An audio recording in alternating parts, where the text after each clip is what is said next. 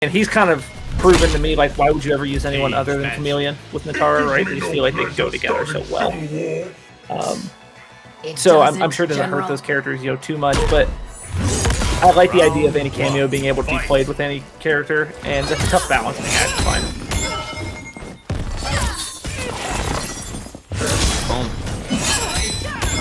So we do see the Tanya Chameleon too, not even a Tanya Goro. Yeah, I mean, I feel it. I kind of get. You gotta at this stage of the game, at this stage of the meta, you have to mirror Chameleon. Like if you don't mirror Chameleon, you kind of could be trolling. I thought when we saw Chameleon come out, we'd see like Sub-Zero cameo kind of shift more into the meta, and it really hasn't. I know he's good, but I think he's better than people give him credit for. Right. But not to steal Tom Brady's quote, but the best ability is availability. And obviously both these characters, and we're seeing a ton of cameo usage on screen already. Not necessarily, but for Chameleon, indeed, yes. For Chameleon, indeed. Because like you think about a cameo like Goro, he doesn't come back really like for the longest time, but he's like one of the best cameos in the game. But not necessarily availability of it, it's just how you use it. Like if you have long availability, it's just how you use it. Yeah, I'd like to see some changes to make Tremor more widely used. Ooh, tries to wake up. Ball roll, no deal. He's gonna cash out on his damage. 40% into the plus frames. What's the mix? Low. Press plus frame.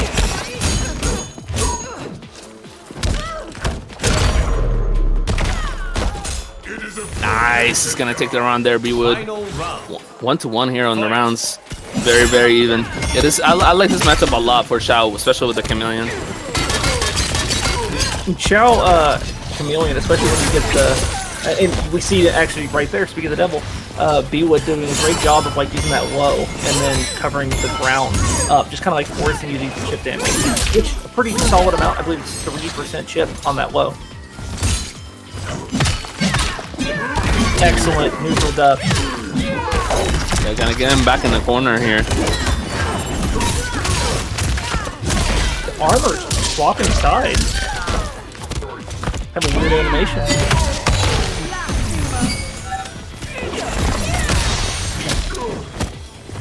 This is really close here.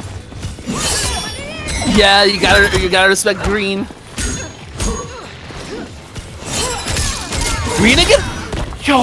Yo, he had it. He had it. All he had to do was dash up stand 2 with the fatal. That would have been it. The Chameleon battles, man. Oh my god, nice dunk. I like it. No punish, though. Xiao can punish that. This is really close. Tries to green, but no luck. Wait, that's just punish. That's just... Hello? Wow. Wow, that's why you don't use that move to chip out. Yeah, by Bwood blocks it there. Like, yeah, that was tough because Xiao has that extra 100 health, so that came in handy there. I know you wanted the chip out, but yeah, he had a lot of health for chip. Oh yeah, I don't know about that spin kick there. And just a really smart, like, patient play. Obviously, a couple opportunities where he could have punished it there at the end, but when you get towards the end of the game, the hardest thing to do in the fighting game is nothing. And both those players did a really good job just like playing patient and just kind of letting their, hopefully, let green take over and get him the win. I've tamed Omega. Right. Here we go. 1-0 is Bwood. Round 1. Fight. Bwood, great player before, but man, Res was the perfect place for him to go, getting the dive off. And even just watching today, you can really see like a lot of the smart moves and the smart reads he's making.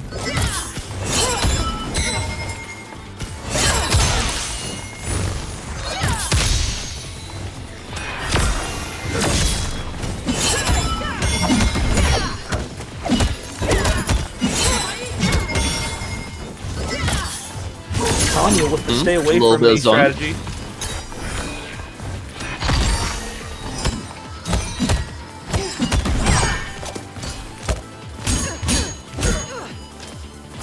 You know, surprised. I haven't seen either of these characters attempt to use ball roll at all for like any kind of a mix. Yeah, because like, I mean, I don't think ball roll is that effective unless like you just throw it out once, right? And after you throw it out once, I think players like this are just gonna pay attention to ball roll every time. I mean, it will scam you. It will scam you. Like, it's there to scam. All right. Don't get me wrong, because for example, like Sub-Zero, it's actually a 2-frame fuzzy. Good luck hitting a 2-frame fuzzy online. Like, that's tough. No, with Sub-Zero, he's just top tier. He just got one of the best mix-ups in the game. It's good, but doesn't feel broken, which I think is a great spot to be in. And man, this might give him enough damage to like steal the round.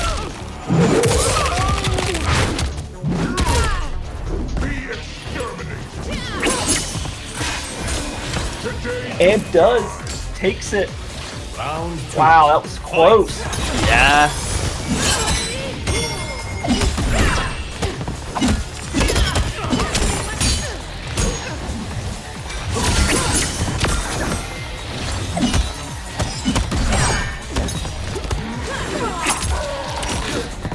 Plus frame, what's he gonna do with it? Man, this whole matchup is basically decided on, okay, whose chameleon is doing what. You know, it's kind of interesting to see what they got her on the same cooldown too. Oh my god, he's gonna catch on damage. He's gonna be big damage. Pulse rams, pulse rams, pulse rams. Nice check. What you got? He ducks the grab, but it's too active. You gotta duck it harder.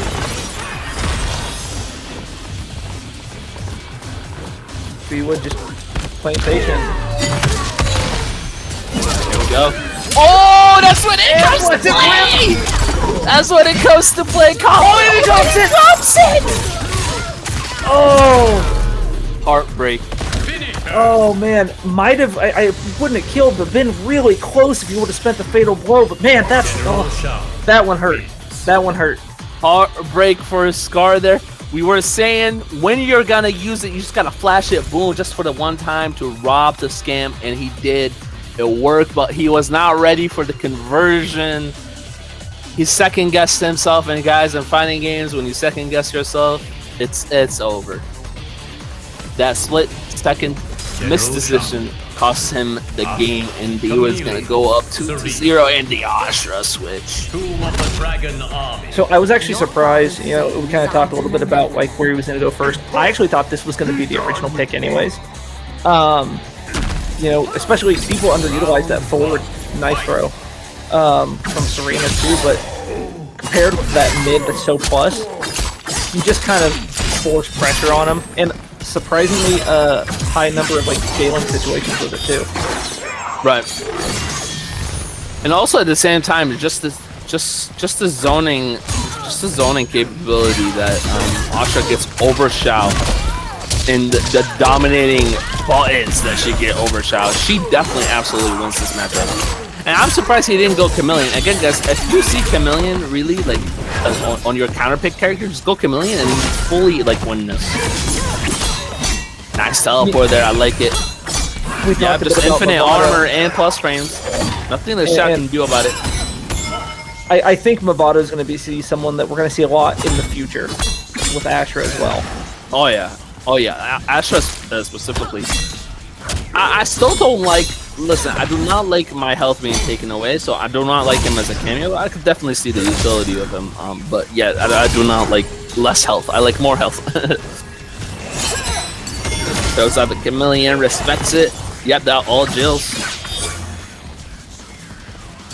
Press the counter projectile here. You gotta get in, Bwood. Oh, that's it! He's dead. Wow, so Bwood's gonna take the round. Yep, the patience again is rewarded fully. Skar gets impatient, tries to check him with the overhead, but no love on the range. Bwood has it scouted with like one of the best punishes he could have done actually. And then, yeah. Perfect range. Perfect range. Gets the round there. You know, with the Shirai pick, you know, we don't necessarily see nice micro duck on the forward too. It's gonna help when you're getting reads like this. Oh, But no, like Bwood has been really good at guessing what Skar is about to do and when, and he's using Xiao's tools to the best of his advantage, like micro ducking the forward to do a stand in response, backing up away from the overhead check and punishing it. Like he's been really smart about things. There's something too. You know, we're seeing not a lot of utilization of that forward 4 out of Skar, right? So, you know, I'm sure Bwood just feels like a neutral duck. Checkmate.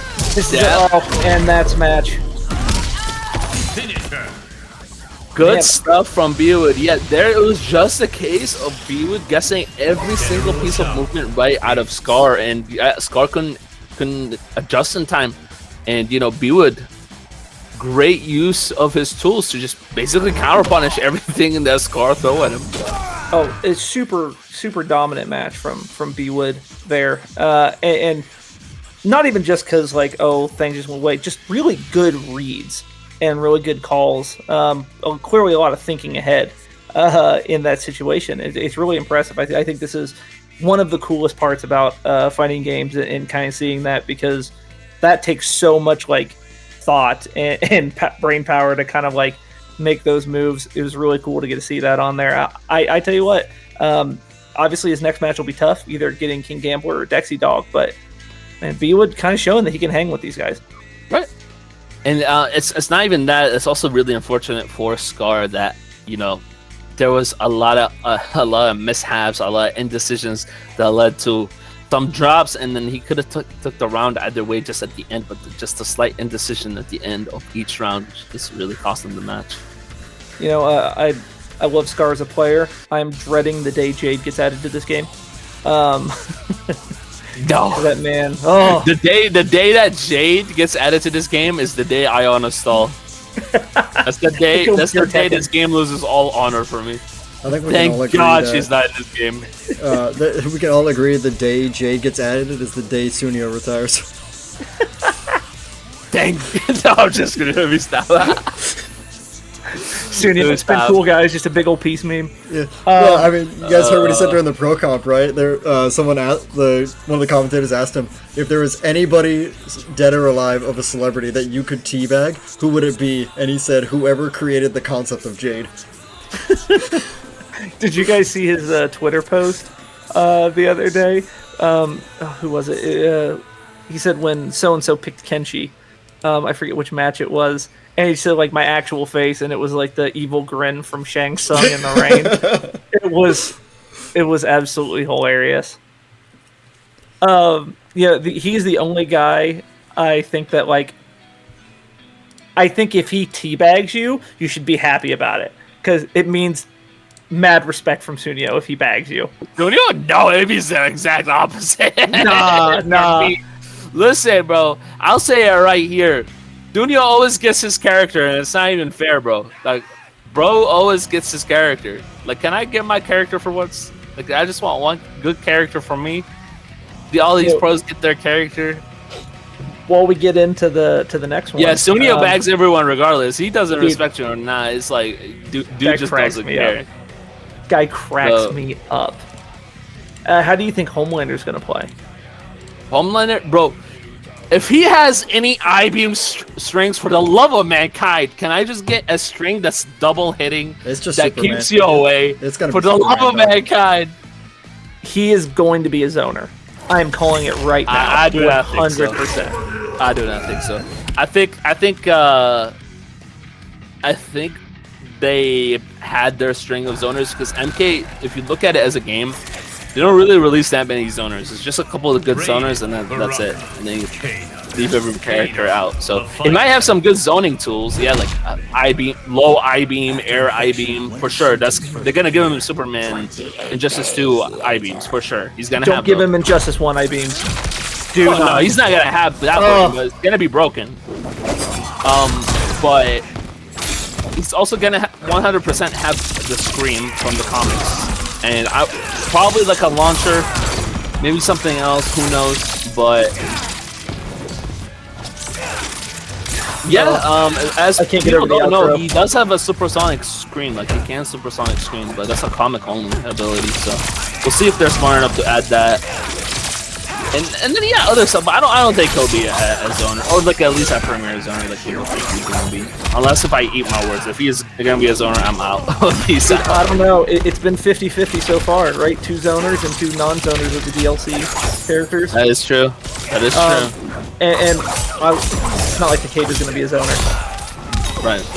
Well, I mean, technically, like Peacemaker can zone. Like people play him as a zoner, but he's not actually supposed to be played as a zoner. He's supposed to play this as a checker, but people just turned it into a zone.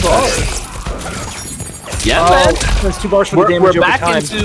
We're back into 2023 with this matchup. Raiden Kano and Baraka Kano. Really, if you replace them with Striker, that was the meta. Or with Cyrex, that was the meta that started the game. Everybody just was Raiden versus Baraka, and who could chip out the most. There we go. We're gonna do a little bit of zoning, Not a lot of chip there. Thank God for the nerfs. Just a mash, but no love. You can't mash on that overhead string. It's gonna be low every single time. Unlike Sub-Zero, you can mash on Sub-Zero's overhead. Only overhead in the game you can do that.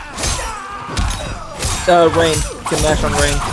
Oh yeah, Rain too, but Rain is just slow, man. So you gotta cancel to throw. You gotta always cancel to throw. Man, obviously not much of a surprise when it comes to character selection here. No, not really at all. We know what these guys play. Ironically, post buff, and a lot of people don't realize this. Jail? Does he go for the jail? That was really risky to go for the grab there. Wow, way to capitalize from Shu. Oh my goodness. Average Peacemaker game. Eagly. Sonic Boom. Eagly. True. Oh, Tweedy. What the wake up buttons? You didn't down 2? You didn't call Kano? What are we doing? Dang. That was literally checkmate. Yeah. It's Storm Cell and Kano. It's not, because you could back up Storm Cell. You could just throw Kano knives and just down 4 do something that would have broke the armor. No setup at all there to checkmate him. We just took the armor. Oh my goodness.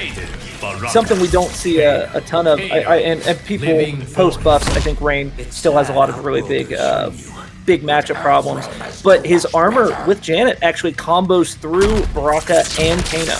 That's not buff Rain anymore. He's good. Yeah, we're good. He's okay. But buff Water Bubble. That's the only one. No, if you buff that, he's just top. I just don't want. There's so many things that go through it. But you just sit full screen then. You just be chilling.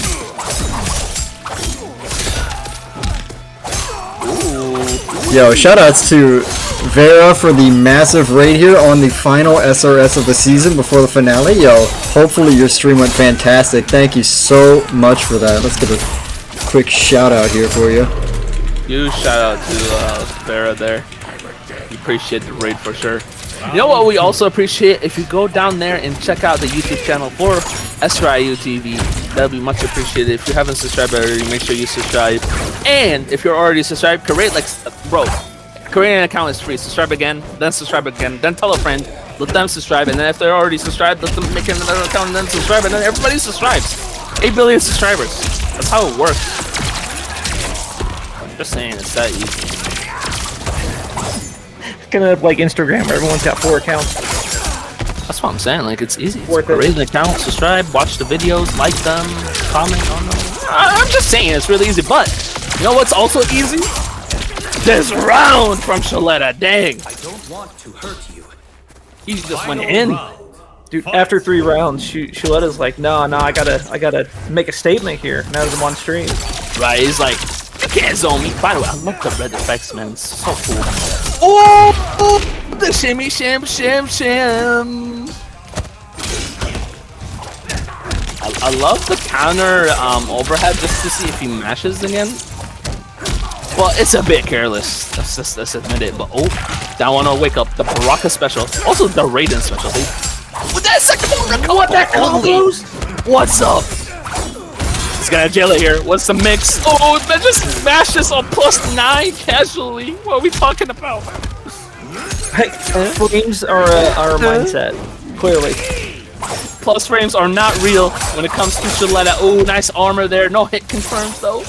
We move. We flawless block this. Oh no. Oh, and that's it. That's it. That's literally it. It's gonna be so much damage. Ooh, I like that ender. I like that ender so he does not break. Great stuff from Tweedy there. You know, I mean, Tweedy at one point thought he was going to be done with this game. I'm really glad to see him come back. And hard stick Baraka through the nerfs, through everything. I think Baraka is in a really good state. I don't think like he needs anything changed. Maybe when more characters get released, not forget like about the base roster. Maybe then they need buffs. But as far as like the game roster goes right now, he's saying fine. But. Tento in chat, quick shout out to Tento. When I wanted to get into commentary, somebody I watched pretty actively to learn how to do it. Big fan. It's super cool to see him in chat. Yeah, shout out to Big Tento, man. He definitely is one of those cool people that probably gave me one of my big breaks over at the boys at the Coliseum there, him and Aquaman. So shout out to them. Not gatekeeping, you know. And shout out to Shirai Ryu too, man. Silver Sandbag, all those folks. The way I met them was through the Alphine tournaments and my placements and all that good stuff. So shout out to everybody, shout out to the whole crew. Man, really sticking with that down 4 poke. Yeah, and it's really interesting because like they both have that like instant check with that, right? But at the same time, it's like the risk of getting meaty, really. They have that freak, they have forward 4, I think. Oh, and they're poking through the reversal. Classic, but Baraka has to do it, and that's chip the pop. Sorry, I did not mean to cut you off there. I just got so excited. Like, he hit max distance on that jump, too. Yeah? Like, perfect spacing. Nah, Ted, so genuinely, if you guys want to know one of the realest people in the FGC, it's Tento, man. If you're ever over at a tournament and you're scared to approach him, bro, don't, bro. He's literally the best guy to approach. Yeah, I got to meet him at Frosty Fausting for the first time. Super cool experience, and no, incredibly cool guy. Oh yeah, like ooh, it's gonna be like max damage. It's gonna do what? That 37% into the auto meaty. Doesn't go for the plus range. Realizes he can't armor break. He gets jailed. Wait. Oh, when you realize you can't punish the NRS classic, just go for an overhead or throw. You won't block it.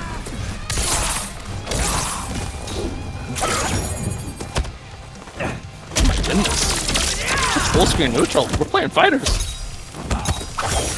Just go for the shim. No love. Chip. More chip.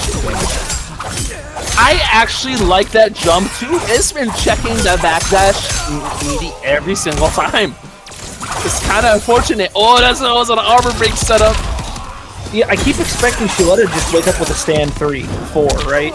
And see if he can kind of catch one. Nice bait on the break with the down 2. He's just gonna zone now, yeah. Gets in with the cannonball, but no love. Plus frames, into more chip, into more plus frames. Realizes it's fake. Nice patience from Tweedy. I love it. Yeah, and that's your turn. Oh! That was it. Wait, one more guess. You have to guess one more time, but you go YOLO! He does not care! He does not care! He said, I do not care if you're a +1, 2, 3, 4, 5. I do not care. Hold this helicopter. Helicopter. That was the most instantaneous jump special. Oh, helicopter. That's what Tweedy said right there. He said, I do not care. I got Kano knives in the back pocket. I got this helicopter that I want to spin real quick. And yeah, like you gotta actually watch out for that. I like that he checked it before, but yeah, it's so instant. Especially if you practice like instant jump special moves, it's over. Like it's gonna be like instant. Yeah, this game gives you, I believe it's a 4-frame buffer, which is pretty big compared to a lot of previous games. I think it was like 2 frames or something like that in MKX. So you're able to get those out. It was frame perfect in early. MK9 too. Like you had to, like for example, people were like, "Oh my god, but Cabal is so broken." You had to be frame perfect, bro. Like imagine practicing that and then your whole fingers just fall off. So yeah, but yeah, definitely more input window timing. I mean, that's the only. To be fair, it's only on jump ins. Everything else, the input timing is so terrible in this game. I feel like combos have been the worst they've ever been. Combos like takes sophisticated Einstein E equals MC squared. I tell you what though, we got it easy compared to Tekken players. Bro, listen, I don't even know what Tekken players. I'm just saying for this game, like the amount of combos dropped, the amount of combos practiced, the amount of fingers lost. It makes absolutely zero sense why execution needs to be this hard for this game, especially when it's catered to casuals. So you got a game that's catered to casuals, but the execution is high tier. Like, make it make sense. Hey, I just want to say, hold on, real quick before we get this next set going on. I just want to get a quick shout out to Wolf Princess, who was helping me run the bracket here today. Took time out of her day to, get some of the pools locked down. Just want to have a quick shout out to her. Make sure you guys go follow her on Twitch, anything that she has there, go and show some support, because, I wouldn't have been able to get this tourney running by myself today, so please go and show her some support and love. Yeah, shout out to Wolf Princess, indeed. Great work over there. You know what, also great work you guys can do right now, literally right now, as we speak. Go over to the YouTube and hit that subscribe button if you haven't subscribed already, and if you have subscribed already, you could also just create new accounts. And then boom, you subscribe. Boom, you subscribe. You tell your friends. Boom, subscribe. New account, subscribe. Road to 8 billion subscribers starts here. I tell you what, the best part, and my absolute favorite part about the FGC is the community, and it's super cool to see stuff like this where just people like popping in and helping out, and it's really community driven. And so yeah, everyone that's in chat, isn't that crazy? I mean, 84 viewers, like. Everyone out there, like, you guys are a huge reason why this thing stays alive, right, and keeps it going, and it's very much appreciated. Yeah, isn't it crazy that the best part about the FGC is the community, and the worst part about the FGC is the community? Like, I think of it as like the siblings, right? Yeah, like we'll bully each other, but no one outside of us is allowed to pick on us. Exactly. Just like. You get like the COD players coming in saying the FGC is trash, and we'll stop hating each other to gang up and hate on them, And see, that's the trick, right? All those COD players get all their rage out over their headsets during public matches. We just like store it internally. Oh yeah. So unless it's on MK, because then you have an outlet to get out on each other. CEO fight, dude walked up and man, he was throwing hands, bro. He said, "Screw Bardog, I'm throwing real hands." He said, "DP this." Man, hit him with that real warrior, bro. Funny, man. I think he got he got disqualified from every alpha, deservedly so. Yeah. He got nuked. Victor from Texas Showdown, that last big event. Victor Freeze throwing the chair after his win. One of my favorite clips. Just let's go, and just like does the WWE like chair flip. It was just so classic and so fun. My favorite part of that clip though is watching his opponent, who just lost to get knocked out of the bracket. It is dying laughing, like having fun. It's such a cool clip and it's so fun to see. I will never get out that clip. I forget. I think it was someone yelling at Skar. This guy with really long hair. That's like the only time I've ever seen someone get like a Buffalo v Skar. Oh no, that was real beef. That was actually real beef. Skar told him he can't win with like I think any other character but Sub-Zero, and then like they just got in and then fucking he rolled them. Buffalo rolled them like straight up like 2-0. Don't think that was Dialogue. No, Victor also threw a chair at Texas Showdown. Dialogue just gave it a baby push, he won. Yeah, Victor literally he was just like boom. Yeah, he literally threw the damn chair. He needed it. But here we go. We got Dexy Dawg on the Ryko piece. And Gambler clearly watching the stream goes with the mirror. Oh wait, I take it back. He has Ryko. I thought he had Chameleon. Please excuse me. Oh, this is. I was a little surprised. This is very unorthodox out of Dexy Dawg. I think I've seen it a few times with the Tremor Priest. Well, I mean, I'm sure it's a matchup thing maybe, or a matchup preferably, but it's like, Just go, guys, with your mains. Y'all are so good with your mains, man. Don't dunk yourselves. I'm more surprised to see Gambler with Chameleon, as he's just kind of like paved the way for Goro as a pairing. The only reason why he goes Chameleon here is that's how you beat Franco, like in this matchup. And this is a horrible matchup overall. It's not horrible. It's a hard 5-5 for him, but it's not. Franco doesn't have really any of these matchups. He's really an insane character. So. Yeah, no. And when I say one of Johnny's worst, I don't think Johnny has a lot of really bad matchups either. Yeah, like the only reason why Johnny wins this matchup is because his overhead floats over down 4, which is like one of the best Reiko buttons in the game. Actually. So there we go. He's gonna get the zoning out. He has the life lead. Oh, I guess checked by the Chameleon. What's going on?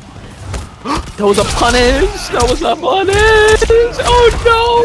The overhead's gonna work. One more mix. Yes for game. Oh, and the heavy damage throw. 13% on the board. No, the back throw! You didn't dunk! And the brutality. Another. Yeah, we gotta go Molina. Johnny Cage wins. You gotta trust in yourselves, guys. Come on now. You gotta trust in yourselves. Alright, you gotta go full send. But man, no, like King Gambler fully deserved that. He just went in. You know, Molina, a character that like no one talks about being like top tier. Yet we've seen Hourglass of Rain, we've seen Dexy Dawg both win. Johnny Cage. I mean, she's not top tier. She's mashy, and she only relies on like a mix that she has to get after hitting you. So that's not really like that top tier. I feel like she can't check you really from far. No, but I think I think she has maybe some of the best synergy with Chameleon. Overall, I mean, there's not all characters, but most characters, she can do her launching teleport and actually combo with Fanlith or be safe on block. If I did, but everybody clowned me for putting Sub-Zero, Scorpion, Chameleon in top tiers. Everybody clowned me. Everybody clowned my team tier list, but hey, guess who was wrong? Guess who was wrong? Molina and Sub-Zero are both characters that I think just skyrocket when you pair them with Molina or Lao. Like both of them get insane setups like done. Like it is what it is. But he sticks with the Reiko piece here, and I have to disagree here. King Gambler is so ready for Reiko. It's actually nuts. If you think about it, he's just fresh off of Beat and Rewind, which arguably is one of the best Reikos. It's like so ready on that Reiko matchup. Well, and he had to play Han Rashid, I believe, in Pro Comp as well. Yeah. Like he is so ready. I think this is the last. Ooh! Yeah, oh, that's it. Jeez. It's the 50-50. Oh, what's up? That was so smart. And the neutral duck. Oh man, I'm trying to be like neutral here, but I kind of wanted to see Gambler win that round. That was such a smart play. Oh, damn. Does it again? Damn. It's like in Dragon Ball when you're not considering the assist of the character too. I rolled my R there like I was Jinxie. I didn't mean to do that. I've been watching too much of this. But no, yeah, like it's like in Dragon Ball. Like imagine if you say the character is mid but his assist is high here. It's like what? That makes no sense. You gotta include both. It's a package deal. Right, it's like it is what it is. Ooh. Yeah. Oh, the black products have been special. That's gonna be it this game. Dexy clearly offended that he didn't just make him guess the 50-50 and that he got out of there. Coming back with vengeance. I like it. It's the adjustment for me for Dexy Dawg there is basically like he just started micro ducking all those highs. Like it was like you're throwing high here, I'm gonna risk it. And with Reiko, when you risk it, you're gonna get a big reward, 40% pretty much most of the time. So Yeah, Johnny is one of those characters you can't Tremor. respect him too much. If you respect him too much, he just bullies you. What made You got to such play a with a warlord? level of The general's guidance and disrespect for the character You and how have people to. play them. Otherwise, he destroys everyone if you don't. There are certain characters in the game where you have to keep on their toes and disrespect all the time, and I feel Johnny Cage is definitely one of those too. Raikou is one of those too. Like you gotta jump, you gotta back up, you know. So Many a lot people of get damage. killed. Oh my god. So many people get killed like, in the Raikou matchup because they choose to block all the projectiles. You can't do that. You gotta just neutral duck and try to make the read when he amplifies. Because man, the chip damage on those is just insane. Yeah. I've seen some people just micro duck cross block either way, both. Which is nice. That's actually good. Ooh, the wake up buttons, you have to. You actually have to. Huh? Ooh, the micro duck. I'm sounding like an auctioneer now. Oh my god, too many things going on. How would you do that? Oh my god! Brother somehow got turned to the kid from Nitro Thornberry. Oh my god, the back throw combo into the same jump. No! You wake up throw! You wake up throw, you madman! I'm losing my voice. You woke up throw! That was genius actually. What the hell? Dexy Dawg is gonna go up the round there. Oh my god. That is a moment right there where if that works, we're calling him a genius. But if it doesn't, we're like, why in God's name would you ever do that? Nah, he's the best who ever lived. Oh, you man. have to wake up command grab there. You have to. You just have to. Jail's a chameleon green. Oh, tries to get the parry out. And that's another reason why this matchup could be a hard 5-5 for Raikou is because everything just goes through that, except for sweep. So you just gotta respect the Loki. Oh, the check. Yo, whoa. That was definitely a misinput because the inputs in this game are garbage. We go down forward. Oh, the forward one read. You're dead. Oh wait, that's 100 health. He's actually just still alive. Wow. Okay, that came in handy. That definitely came in handy for Raikou here. I still think Raikou's probably in a better position overall, right? Because he's low enough now, he can just kind of zone out. And I eat my own words. Perfect timing of the chameleon. Dash up throw is an NRS classic. You have to be ready. You have to be ready. We're throwing out shurikens, being respectful. We're Johnny. We're the fastest character in the game. We don't care. And it happens, man. That's gonna happen to you. It's unfortunate. Pulse frames. Plus frames. Backing up. Look at that. We're full screen. We're done. I don't want to talk to you no more. The balls on this man to just be like, I'll just get full screen against Raikou. I'm okay with that. He's. I don't want to talk to you no more. I'm comfortable. No, you don't do that. He sent it out. Oh. He's gonna go for a safe jump. No, double dash. Oh, safe jump. Oh. He jumped. Says I'm gonna jump right back at you. And that's it. Nope. Has the break. Still has some life in him. Raikou can make this comeback. He has 50% combos unlocked. Just needs 2 touches to kill Johnny here. Meter or no meter. 1 combo and then 1 combo into Fatal. That's all he needs. And here we go. It starts now. That's down 1. Oh my goodness. Oh, and he throws it in the air. What a read. Tries to jump the green.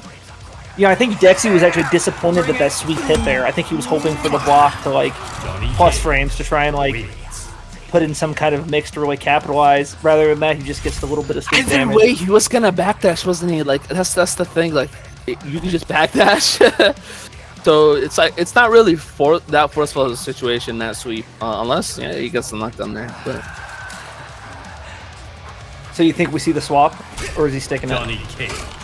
You know what? You could also swap over to the YouTube channel. Shirai Ryu. I said it. I said it before. I said it now, man. Go ahead and drop your boys a subscribe button. And if you're already subscribed, create more accounts. Subscribe. Tell your aunties. Tell your uncles. Tell everybody. Just subscribe. Well, and if you ever need ads done, give them to Zan Zoom, dude. The transitions this guy has.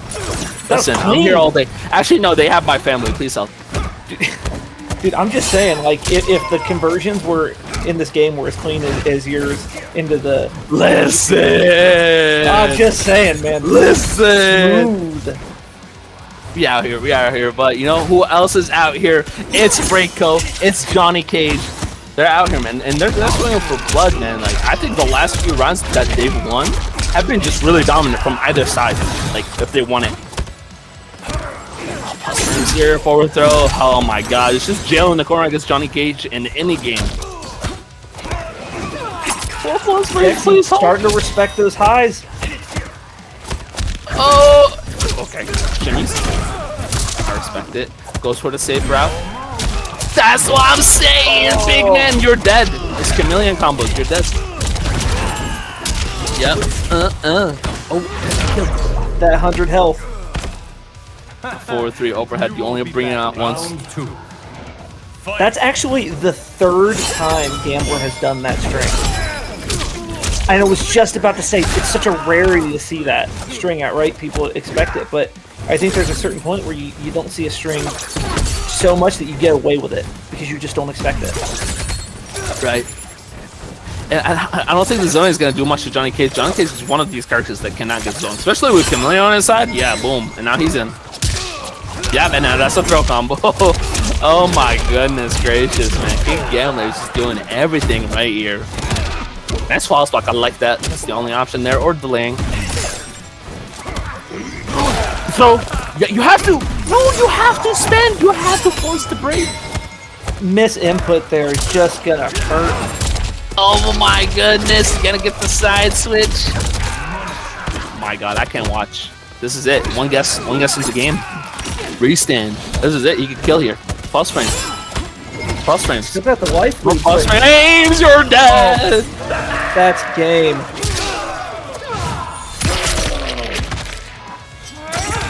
Man, I tell you what, even though he didn't have the life lead there, I mean, Breaker just sitting on standby, that's such a hard spot to be in. Reiko, who typically has, slower buttons, overall. Bro, Gambler's win was so exciting that we got people twerking in chat. That's crazy. Wow. Yeah, twerking for Gambler, bro. That's crazy. Everybody is out here twerking for Gambler. What a win. And Dexy, Dawg, fair play. He stuck it out. It's pretty hard there. He tried to do something different, and I really respect him for it. And Gambler is just too ready, man. He's just too ready. It's kind of crazy. You know what? I really appreciate you guys twerking for Gambler. You know what you should really twerk for? That Shirai Ryu YouTube channel. There, we did it, guys. It comes full circle around here. Boom, it's done. Yeah, if we get you to work on that subscribe button. Yeah, make sure you just twerk on the subscribe button, guys, please. Yeah. Just set your mouse down. Booty. It's real easy. That's like pure skill. I feel like that's like tweet-worthy talent at that point. Is it still called tweeting, or is it Xing now?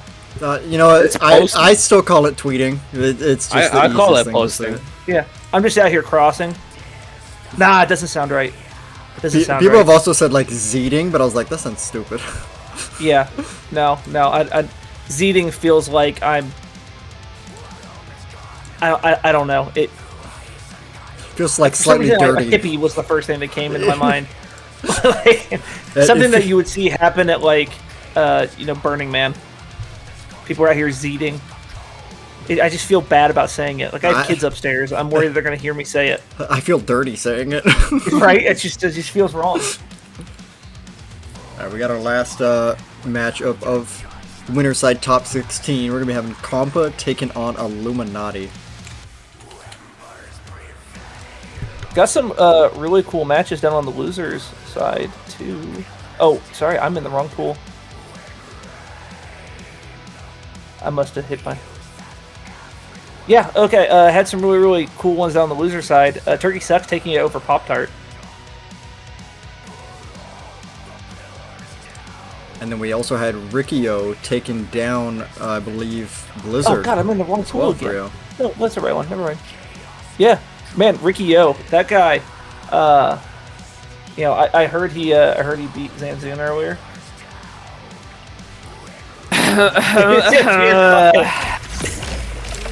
Ricky Scammed. Fraud Ryu Sundays. My family is hostage. I'm here on comms. You know, I don't know if my family is okay.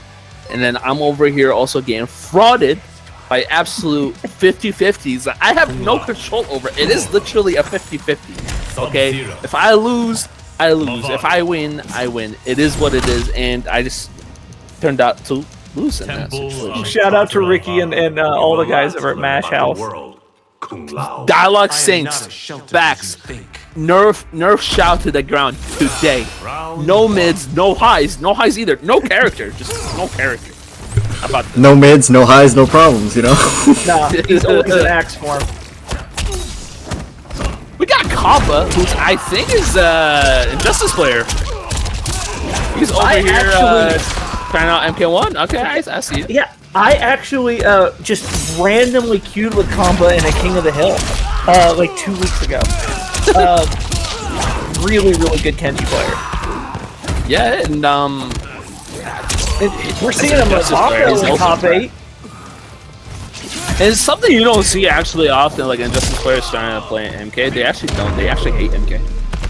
They hate anytime it's MK. They hate it. They hate it. I don't know why. That scene is so like niche. They're upset that they can't get their cross-ups in this game. Those cross-ups, man. Oh my. No, they can still get their cross-ups in this game. There are some broken cross-ups in this game. Shell. What were we saying about Nerf Shell? Removing the character? Yeah, remove every character from the game and just let me win. That's what it is. I'm just saying, when is Copper getting added as a DLC character? Wait, is Movada even legal? Yeah, Movada is legal to play in SRSs.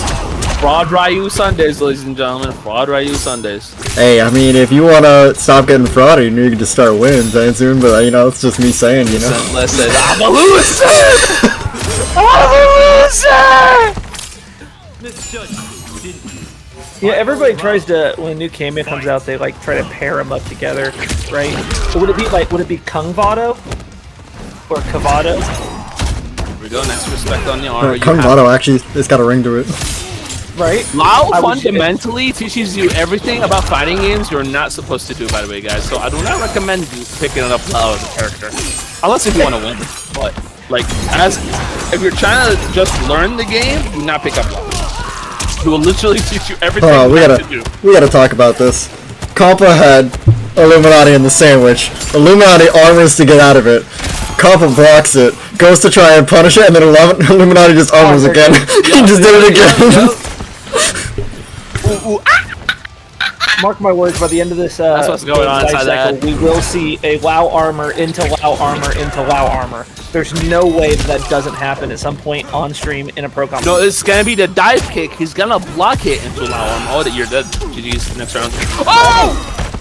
I'm done. He blocks? Wait!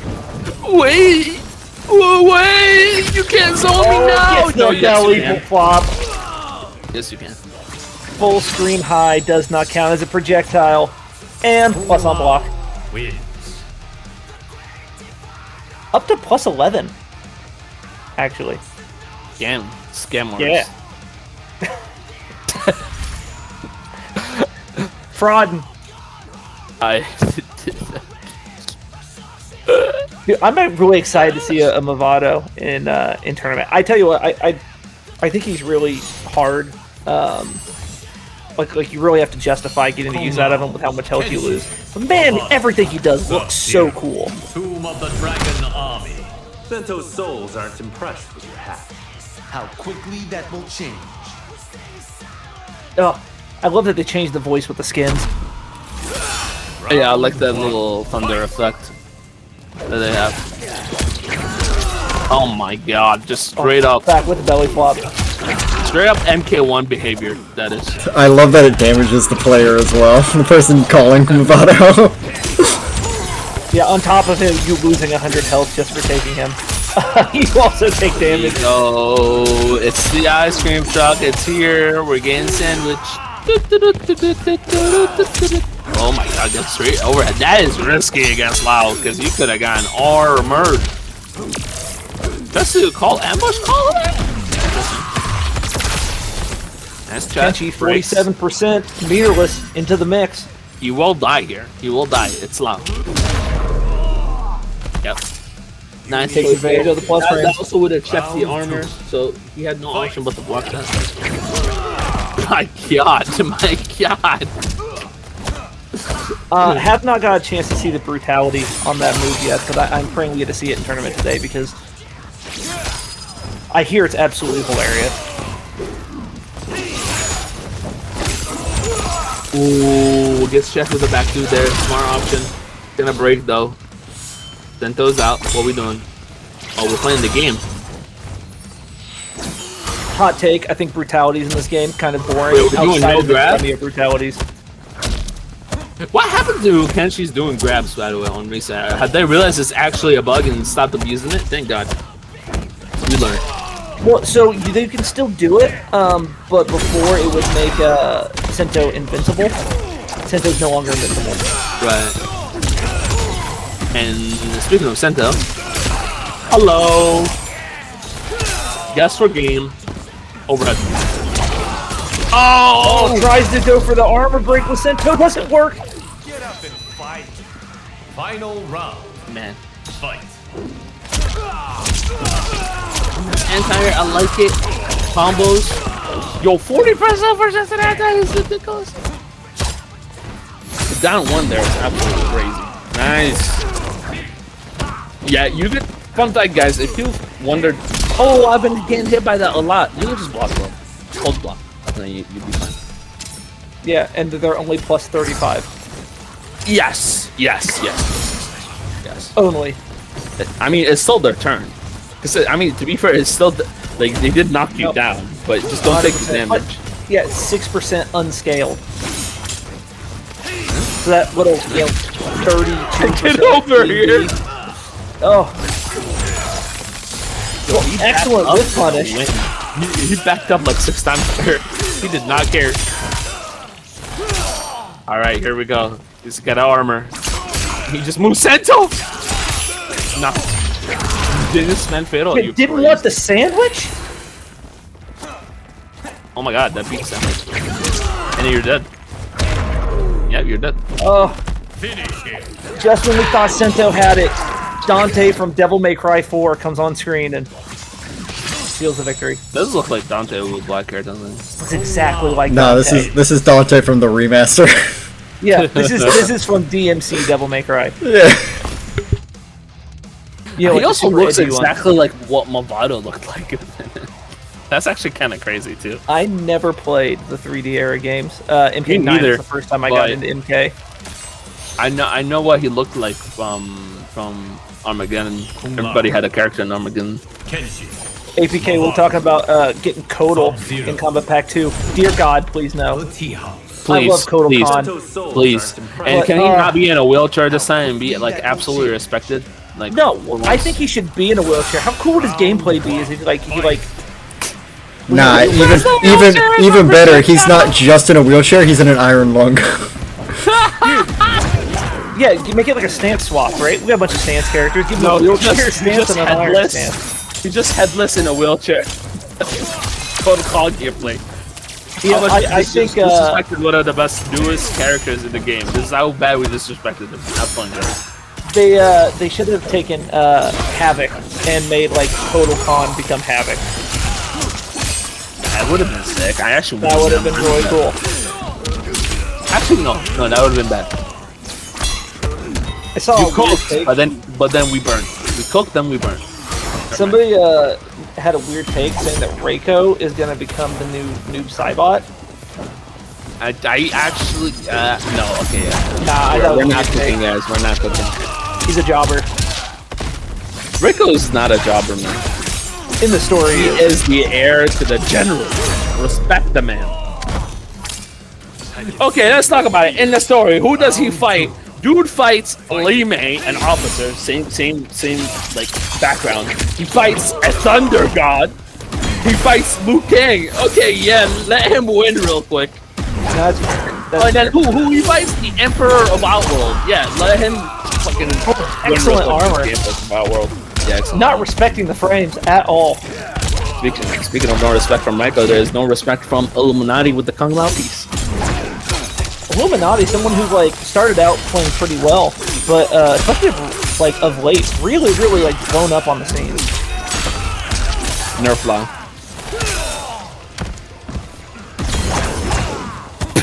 Yeah, it just doesn't work. Armor break doesn't work on him. I think the setup. Wait, no, it does work on him. He has to go back 3, and that's it. I think he has to go with the low, like the back 2. I think would essentially non-stance. I don't remember what the low string is, but the low moves him a little bit slightly forward to the point where armor break. Can do a lot of damage, man. The key is balance. Speaking of glass cannon characters, I think Bravado is perfect for Lao because with Lao you don't block, right? So you don't need to defend your health, right? That's actually a weirdly good point. Yeah, like you don't have to defend your health because you know you're. So yeah, you know you gotta do stuff. The hard part is justifying over Lao Goro. No, I think it's better than Goro. I think it's better than Goro. I guess Janet and Mobile is better with using Goro because you don't really need the plus armor because you're already plus on the 1. Then you know the other strings, the sweep, so you don't really need the plus. Illuminati is going to Canada too. Alright, he can catch these hands. I am gonna be Final Combat? Yeah, that's gonna be a local for me, so I'm showing up. So wait, you said he Canada catch these hands? He Canada catch these hands. I'll be there too. First beer's on me. Do you guys have beer up there? You know, I don't know. I measure stuff in freedom. Yeah, they keep their beer in bags though. Yeah, they do. Just like their milk.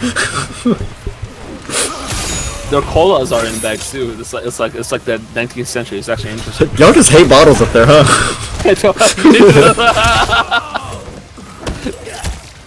Oh, Illuminati taking the plus frames.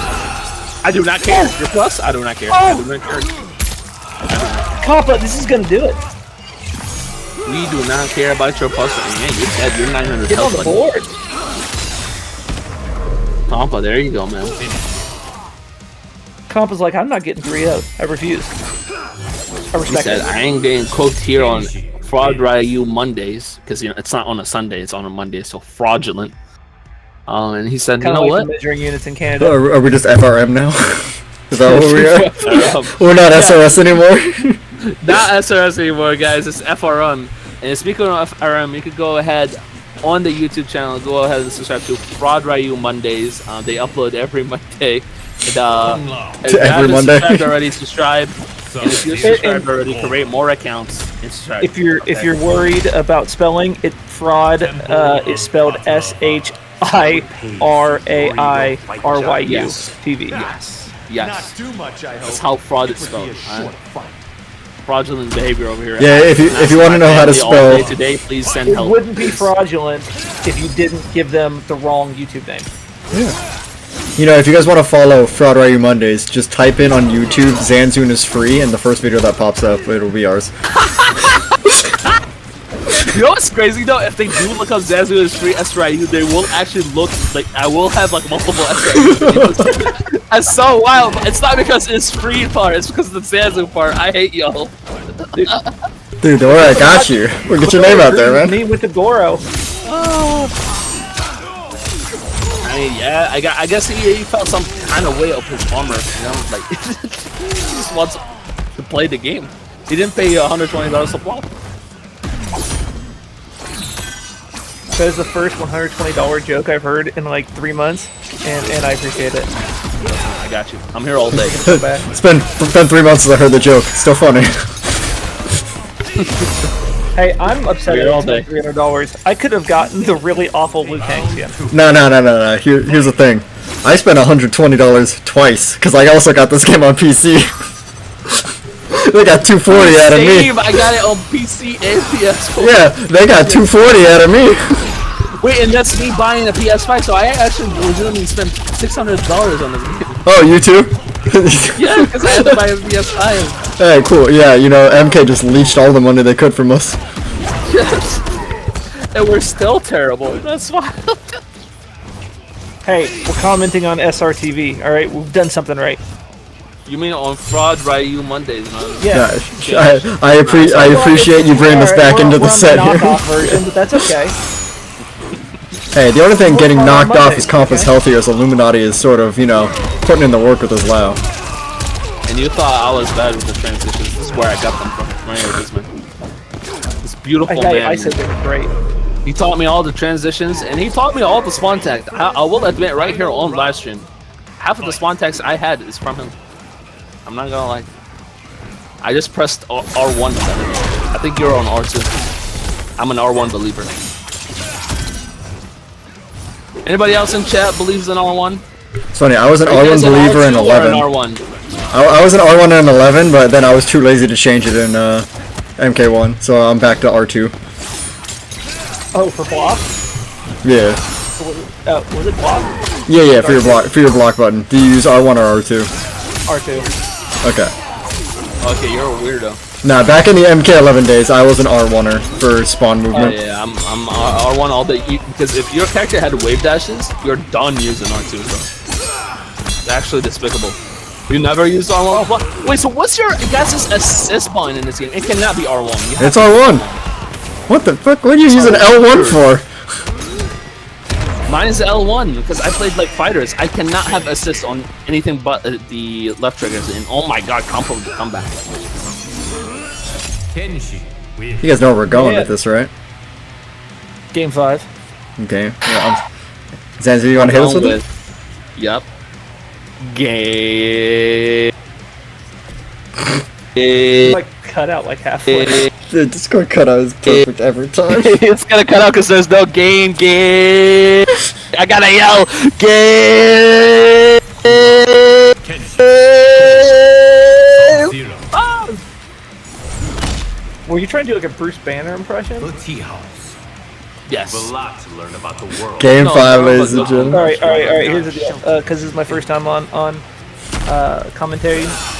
Dibs on the next Game 5. Alright, dude, we got you. Got you. I've been working on my Bruce Banner voice all week in preparation.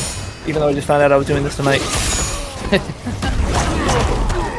Hey, you know what? It's good to always be prepared, you know? It was in a dream. I knew it was coming. I had to yell so hard to get game on the mic, and even then, my family looked at me like a bunch of like I was a weirdo, bro. I'm not gonna lie, that was not cool. Actually, sorry, my family is hostage by Fraud Ryu Mondays. Please help.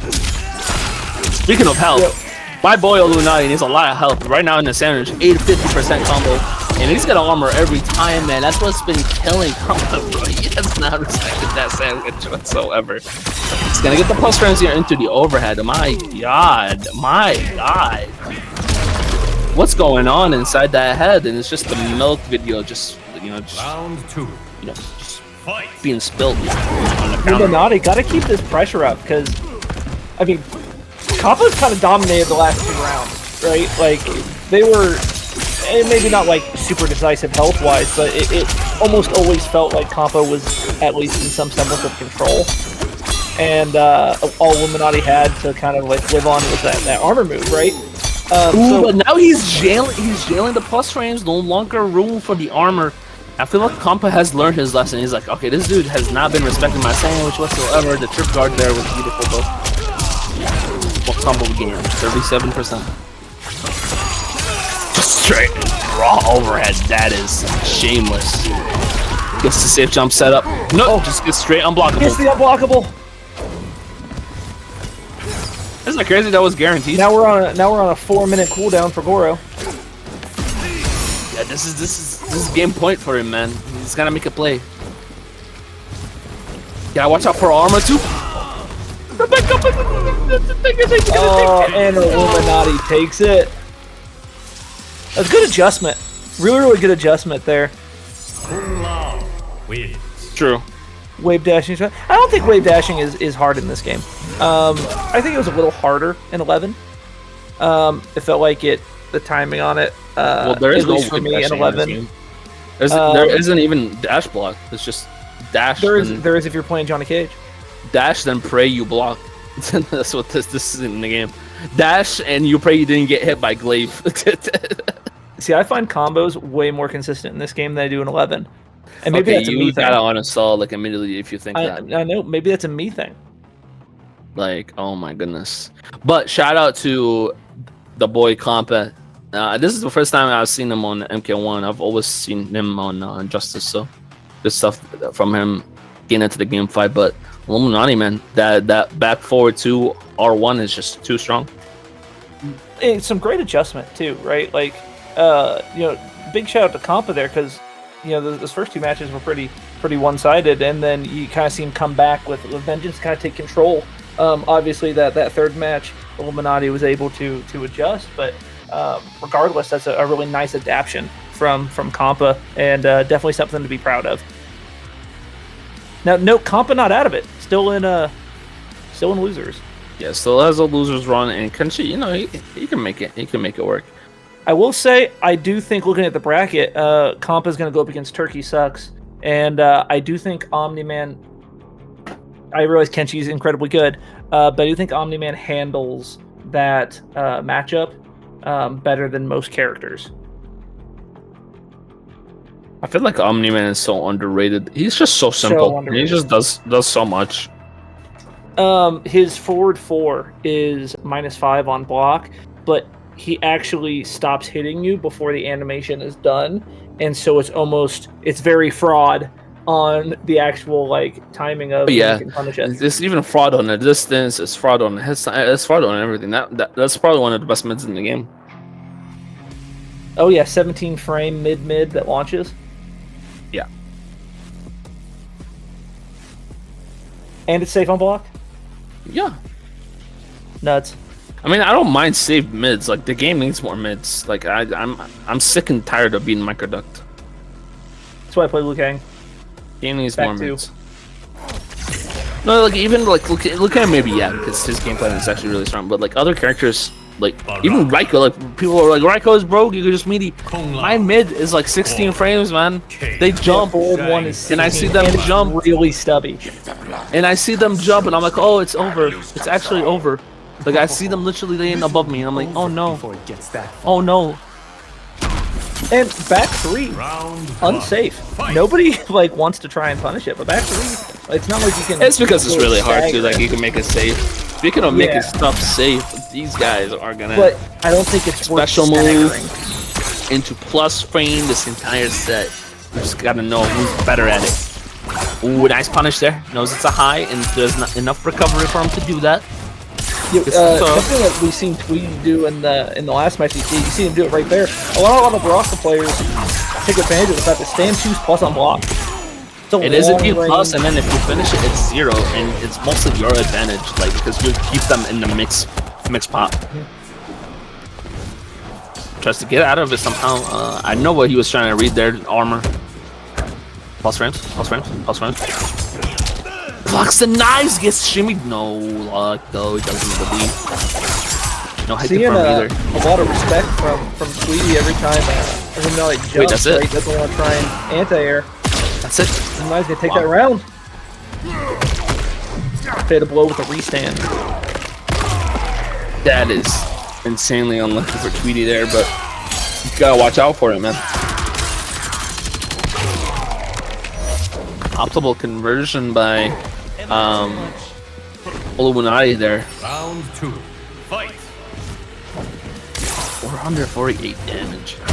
Feels like this game is a mixture of literally like MK11 fatal blows, bro, and like fucking 50-50 mix constantly. Kind of crazy. It's like MKX and MK11 combined. Add a child, yeah, literally. Like if it's MKX and MK11 had a child with MK9 like style stuff.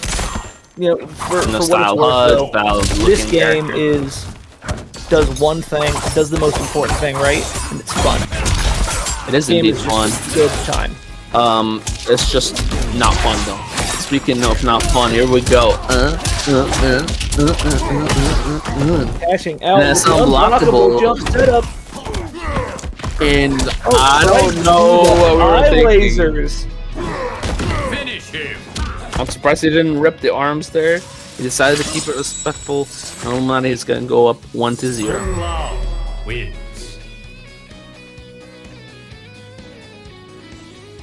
I gotta imagine the eye laser was a misinput, right? I don't think so. I think he genuinely wanted a wake up there, and it just got meaty. Let's be fair. That cameo wake ups are universally good, pretty good bad. cameo wake up. Like they all cameo wake ups outside of Melina ball roll seem pretty not good. I'm not gonna say they're awful. I think there's some that are pretty decent. I think like Sector's flamethrower is a pretty decent one, but things like Sub-Zero's ice shoulder, man, they get snuffed out so easily. Right.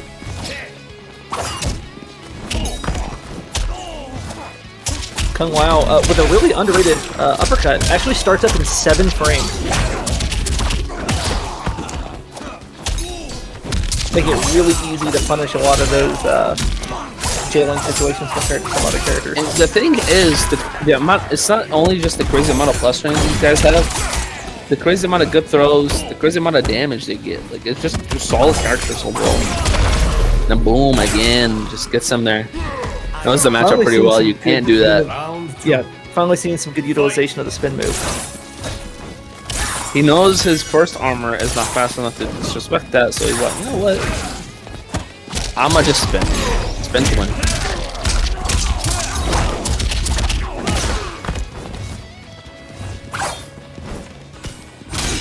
Knows that he can't win the station game here. Yes, sir, indeed.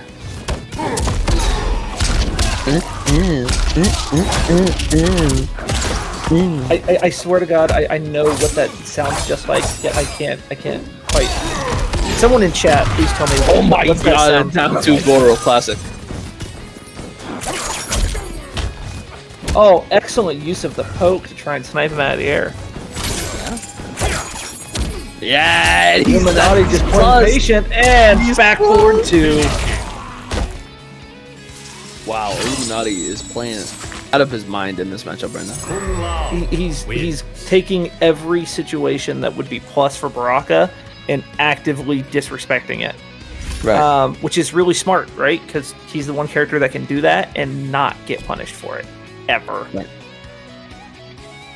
Unless if Tweedy did the helicopter. Oh my God, I'm losing my voice. Yo, that's Shirai TV. Look what they made me do. My voice is gone. I need my voice. Are you gonna commentate without your voice? I mean, hey, there's no S4 TV here. Remember, it's Friday Mondays. Friday Mondays. Please leave a message at the beep. Alright, Tweedy down 2-0. Can you make a comeback? I think Tweedy is definitely capable of such comebacks. Man, I'm a big personal fan of Tweedy and his channel, so I'd love to see him, get back in this. But man, rough start. I'm not gonna lie, I kind of dipped with the content creation guys over at MK1, but Tweedy, I've seen him, he's going strong. I still can't believe he's not sticking to Geras. I believe Geras is still his playstyle from MK11. I'm surprised that he switched. It's kind of crazy. Geras, another character, very, very underrated. He has the throw loops, he has the zoning, and he has the checks. So I'm surprised that Tweedy, didn't decide to not stick with the loyalty of the character. He basically played the exact same way he played in 11. Imagine if he has Sand Trap. That'd be such a buff. Oh my God. That'd be crazy. Do not buff Geras. You will break him. I think he deserves a buff at this point. It's fine. I don't mind seeing new top tiers. Like, I'm so sick and tired of these top tiers. That's what I'm saying. Instead of nerfing everybody, just buff somebody that I could see constantly up there. Like, if you buff Geras, I do not mind seeing Geras top tier, because I haven't seen him yet. Buff Havoc. Do not buff Havoc. Top just... Nah, buff Havoc. This becomes an instant hypocrite. Look at this patient here, bro. There's 35 seconds on the clock, and they haven't done anything. Yo, surprised. I figured, Tweedy almost acting kind of nervous about that armor, right? That back forward too, just trying to stay out of like the range of where that would be. That being said, in that range, about the only thing that that's spin there. You got opened up, and you have to use break. Yep, because you got 10 seconds left. And it's worth it. Oh my God, classic! Helicopter! You messed up. No fatal. Oh, wow. You know what? Capitalized on it so well. Actually got Illuminati to spend the bar of meter there. Yo, Bwood. Yeah, it is copper. Oh, the goat. About that. Bwood's the bomb. Just keep cooking, dude. You're doing so well in this event. Doesn't go for the save jump. People don't know, like, Baraka has so many save jump options. People just don't go for them. Crazy. This is cash out on the extra 1% of damage. Considering how great his stand 2 is. Yes, shit. GG's. Tweedy back in it. Well, that one was fake. He could have done 2 there. That was the most like sinister cackle I think I've ever heard. Maniacal. I'm expecting like a witch standing. Yeah, I'm expecting to hear like a witch like stirring her cauldron as that cackle goes on.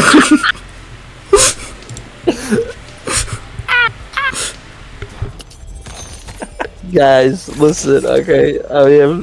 It's been a long day. This is what happens on Mondays. This is what happens. I have when 4 hours of on sleep. Mondays. I've worked for 8 hours. I've worked out for 2 hours, and now they took my family hostage. Okay, and they frauded me on the bucket. You'll get him back once you finish commentating. You know. It's sad over here, man. One like equals save Zanzu. You know what? You know what would make you feel better? Well, If you went to subscribe to Shirai Ryu TV on YouTube. And they also followed Copper FBC on Twitter. Oh yeah, I got a bit saucy plugged there. He was a bit saucy there. Ooh, nice. You know what? No, don't even follow that one. Just follow at We Are King Skar. Hey, there you go. All kinds of cool stuff. Yeah. The team. Round 2. Fight. I'm the one that managed Don't the Twitter account, follow so me you on too. Twitter, guys. Don't follow me on YouTube. Don't follow me anywhere. I don't like being followed. Like, it's kind of weird. That's how we end Don't up be weird about it. Like, following people is kind of weird. See, even chat's plugged into YouTube. That's what I'm talking about. Oh, they've been plugging me. Oh, not Tweedy with the optimal. optimals. It's not optimal. I'm such a jinx. I love it here. But it did look cool though. I like it. I like it a lot. It was the timing of you and my both. Just both of the optimals. You know what? I see it in chat. Buff Shang. I'm for that. No. Buff Shang. We don't need zoners. Oh my god, he's dead. He died. 1 bar morph. Wait, yeah, One you bar gotta and break. You gotta break. I'm out here. Oh, you you got like. Oh yeah, the Kano. Oh, helicopter with the Kano ball. Final round. Fight. Helicopter. Oh, helicopter. Oh my god, it's just been a zoning battle between the two, hasn't it? Like, both of them do not prefer to go in. It's kind of crazy. And that down 2 into Goro every time. Let's go for the safe setup. Gets mixed. Just to go for the armor break. Plus frame setup. Ooh. Yeah, you're about to get mixed there on knockdown. You had to break.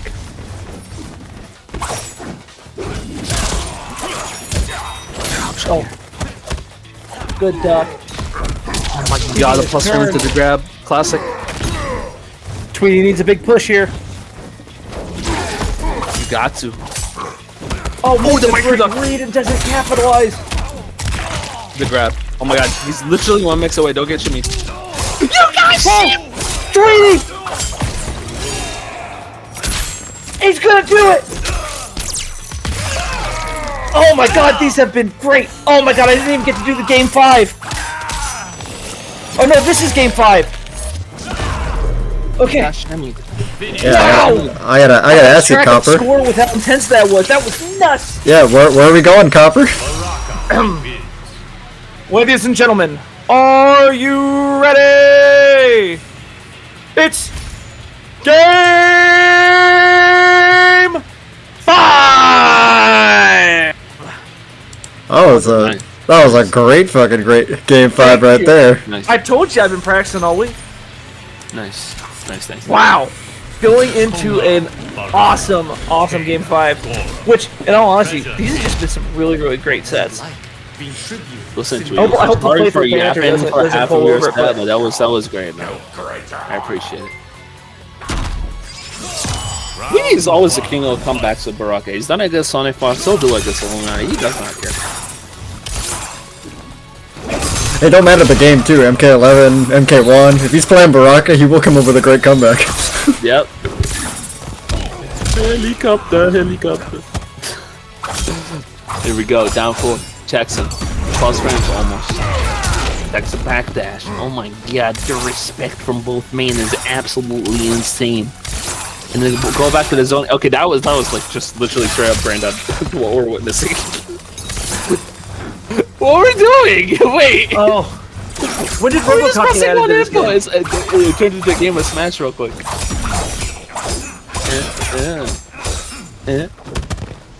Yeah, now he's not deciding to get shimmied at all, and then that's the stumble for the win. Go for it. Illuminati. Gonna be on good He's gonna get the optimal knockdown into the plus frames. It's GG's. Alright. Round On 2. match point, Illuminati. Fight. Vamos, hermano. Muy amigo. Muy comprende. Oh, wait, that was my Spanish is pretty terrible, but I know. Getting back in the corner? No, safety. Yo, this is Illuminati all the way. Vamos, let's go, Illuminati indeed. Oh, the plus frames into the jail. Yo, you're gonna run out of Kano eventually. Yeah, bates. I knew what was happening. What a punish. I absolutely enjoyed that punish. You know, definitely saw Illuminati try to like throw a jab and thought he was going projectile and was going to go through it. No, it's an amazing bait. Man. I really like it. Kung Lao wins. Illuminati knew he was looking for a projectile there. That was his only hope of ever making a comeback. And yeah, he just throws a jab. He could block in time. Over. Wow, we've had some really, really great matches today. Like, specifically ones with Illuminati. Right. You know, both 3-2s just cutting down to the wire. Just great set. Tweedy going down to the losers bracket, but definitely not out of it yet.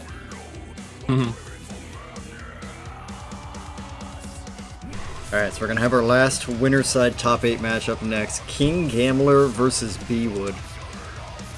You know, Johnny versus Shao. It's gonna be a hell interesting one.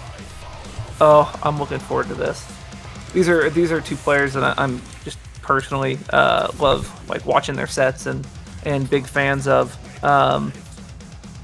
You know, I think Gambler is probably, like, if you had to put it on there, probably, you know, the favorite of the two here. But man, don't sleep on Bwood. He's just playing out of his mind tonight.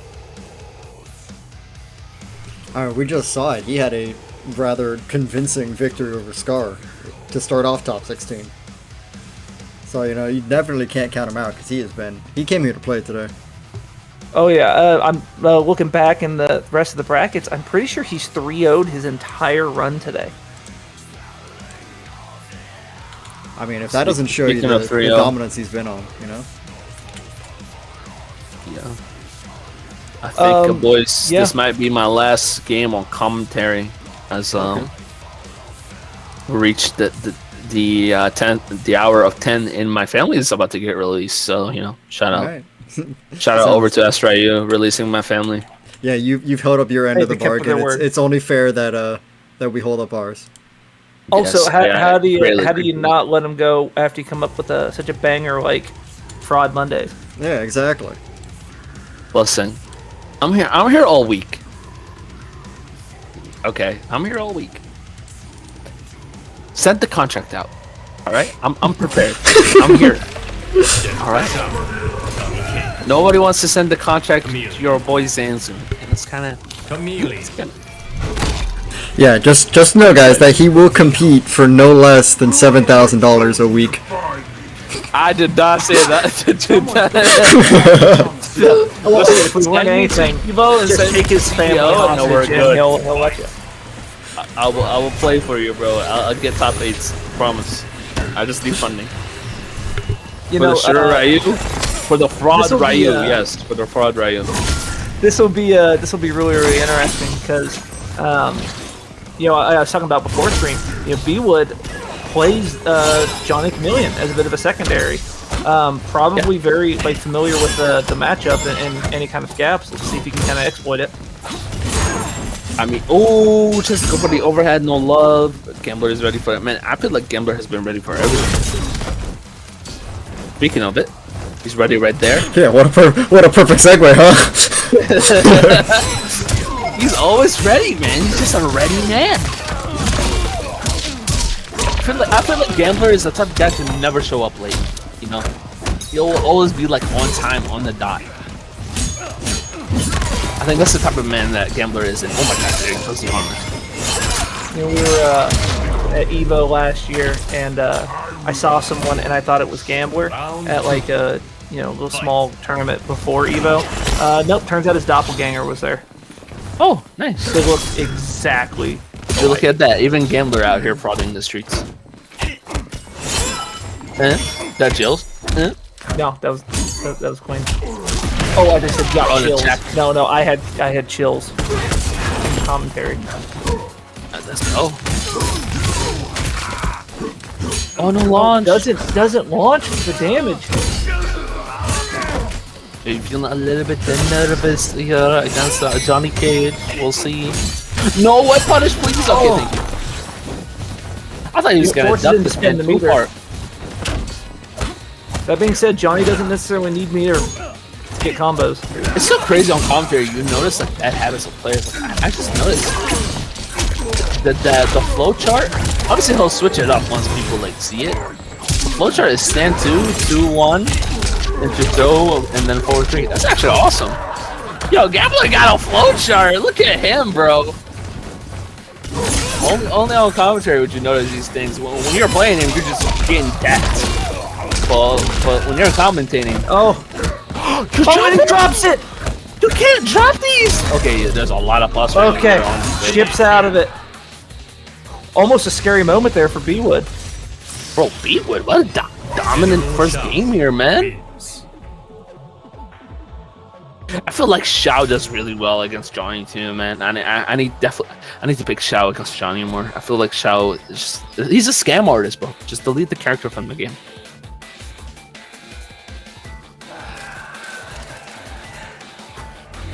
Here we go. Johnny Cage. Locking in the same characters. I've seen a lot of people though that play. I know Gambler won't do this because he doesn't play Johnny that way, but people play when they are matched with Xiao. This is a hard 5-5 for them. They play Motaro. They feel, for some reason they feel like the added plus frame is consequential. I can't speak. All right, boom, I'm retired. Man, it really is late for you, isn't it? I'm retired. It's done. My career's over. These chameleon combos, man. I never get tired of them. You know who I get tired of? You not subscribing to the Shirai Ryu YouTube channel. Come on, man. You gotta subscribe. Like I literally told you all stream long. I'm getting tired of this one. Why aren't you subscribed? You sure? I don't think I've heard you say it once. Listen, bro. You're still not subscribed. It is wild. And no up block. That was there for you. That was there for the taking viewers. Sorry guys, I'm a little. There could be a little bit of biases coming out here and there because you could tell which characters Anzun's rooting for.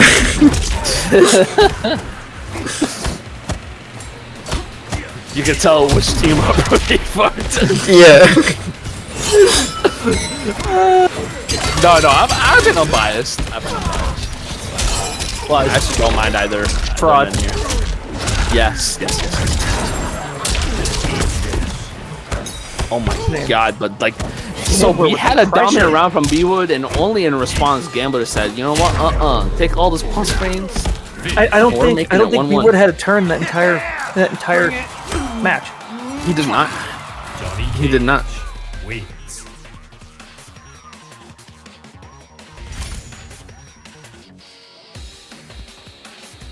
What's the adjustment here? I think it's a Lu switch. I'm not gonna lie to you. I think he's going Lu here.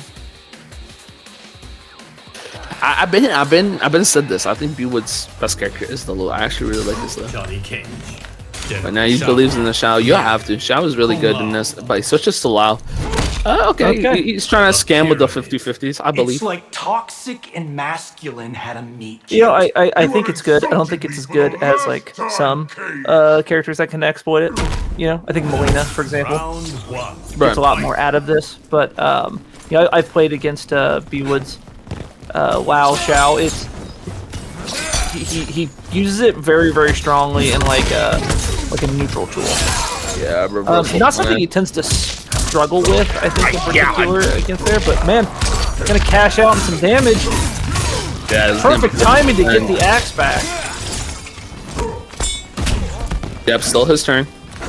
That's what Johnnies do all the time. When it's either plus in whatever vicinity, just hold the grab. Yep.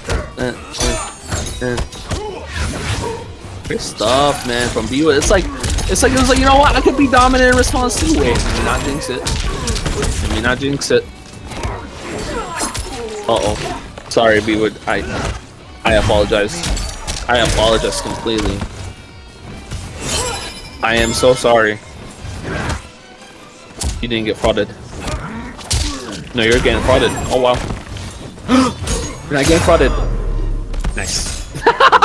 Pulls it back. Good. It seems like a really good call pulling out the Shao or the Kung Lao. Insane commentary, guys. I'll be here all weekend. Well, hey, speaking of great names, Shao Lao. Yeah? No, I think Shao I Lao. think that was a character in the ending, no? Like Lao Shao or something like that? Or Lao Khan? I promise I tried to come up with it on my own. I didn't just think of that. No, I know. I'm just saying, like, there was, like, the I just, in the ending were pretty hilarious. Why would Bill Bwood taking so that? Good. I will never say that the anything will ever be better than the reptile mixed with Garrus called Crocodile. It was so good. You love it. You love it here.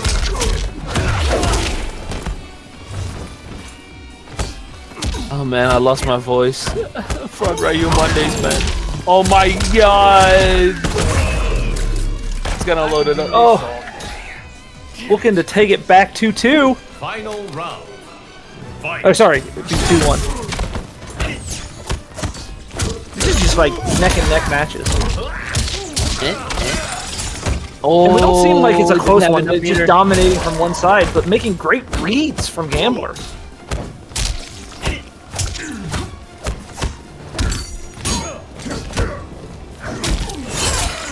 The most stagger heavy pressure there. Finally gets sorted out with a combo, but doesn't really capitalize on it. Oh my god, bro.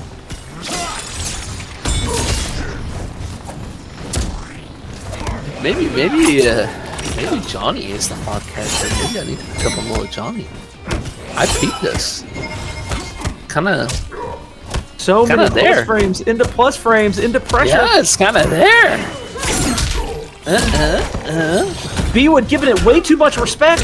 There you go. Oh! Got a break. Actually, you can't go into fiddle. You hold this mix. You're crazy for holding this. You panic! You cannot panic towards the general! Oh! That's it. No. One more opportunity. Bwood trying to outspace him. Man, Oh, gets hit with the poke. Do it. Oh, game. man. You know, I could have been, especially considering how close the life lead was. You know, Gambler didn't cash out on that damage there, off the glaive conversion. Kind of got away with it there. Yeah. And I mean, it's like, oh. Oh, close, Sunio like, and Various Bwood hanging out in chat. Hey. The peacemaker man Johnny himself. Cage. General Shop. He got his RoboCop character in the game. Kano. Confirmed. Now we have I'm to wait convinced 4 more Sunio years. has a secret The line right that goes straight to It's NRS. like toxic I think and so, too. masculine had to meet you. I'm not gonna lie, like Starfire, Robocop, and then this. Bro, he gets his premiere as owner every game. Sunio, what blackmail do you have on Ed Boon, and can you share it with Like me? literally, like dude gets his All I character want is every game. Ghostface. We're gonna be in our 60s, and it's gonna be like Injustice 14, and he's gonna pick Starfire, and he's gonna still be back in up zoning. Oh, nice counter punish there. No love though, combo. yeah. He's still gonna pick it back up from where he left off, anyways. Optimal forward 3. Tries to go even more optimal with the Chameleon. Oh my god. Oh wait. Oh, gets the grab. Shao says, "Give me that corner." Oh, it snuffs the wake up, but accidentally gets the restand. Well, I guess he didn't do the launcher, so it would have popped up regardless. Right. And the big damage throw. 13% is a lot to take for a grab.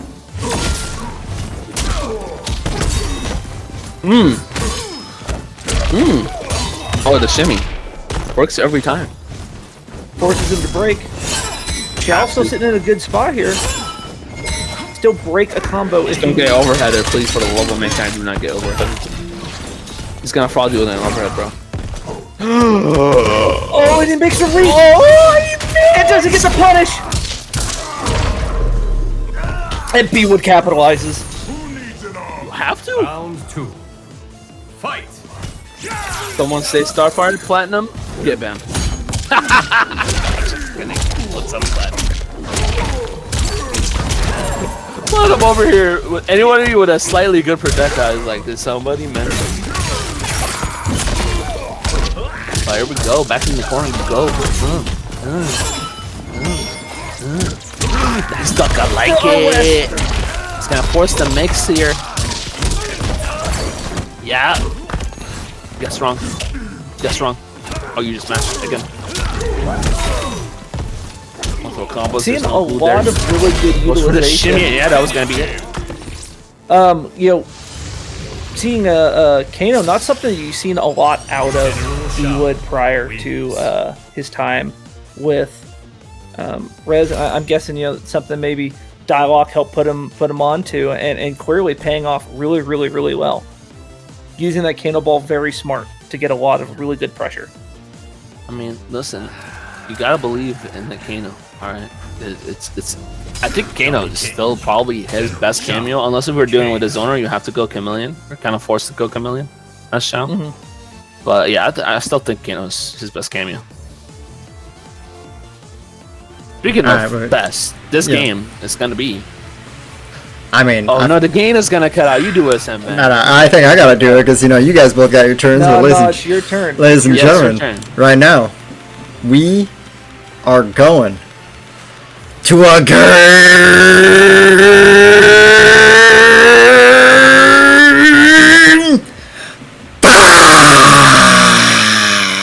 I like that one. That one just like felt like it was building hype as it was going. Mashallah, mashallah. Game 5, everybody. Here we go. Bwood versus King Gambler. Winner gets into winners finals against Illuminati.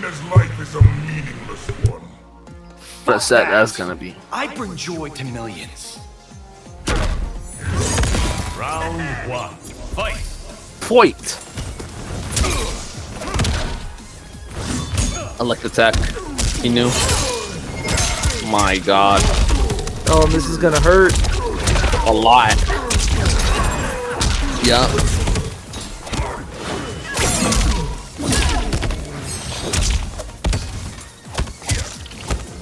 Johnny's just so oppressive in the corner, ain't he?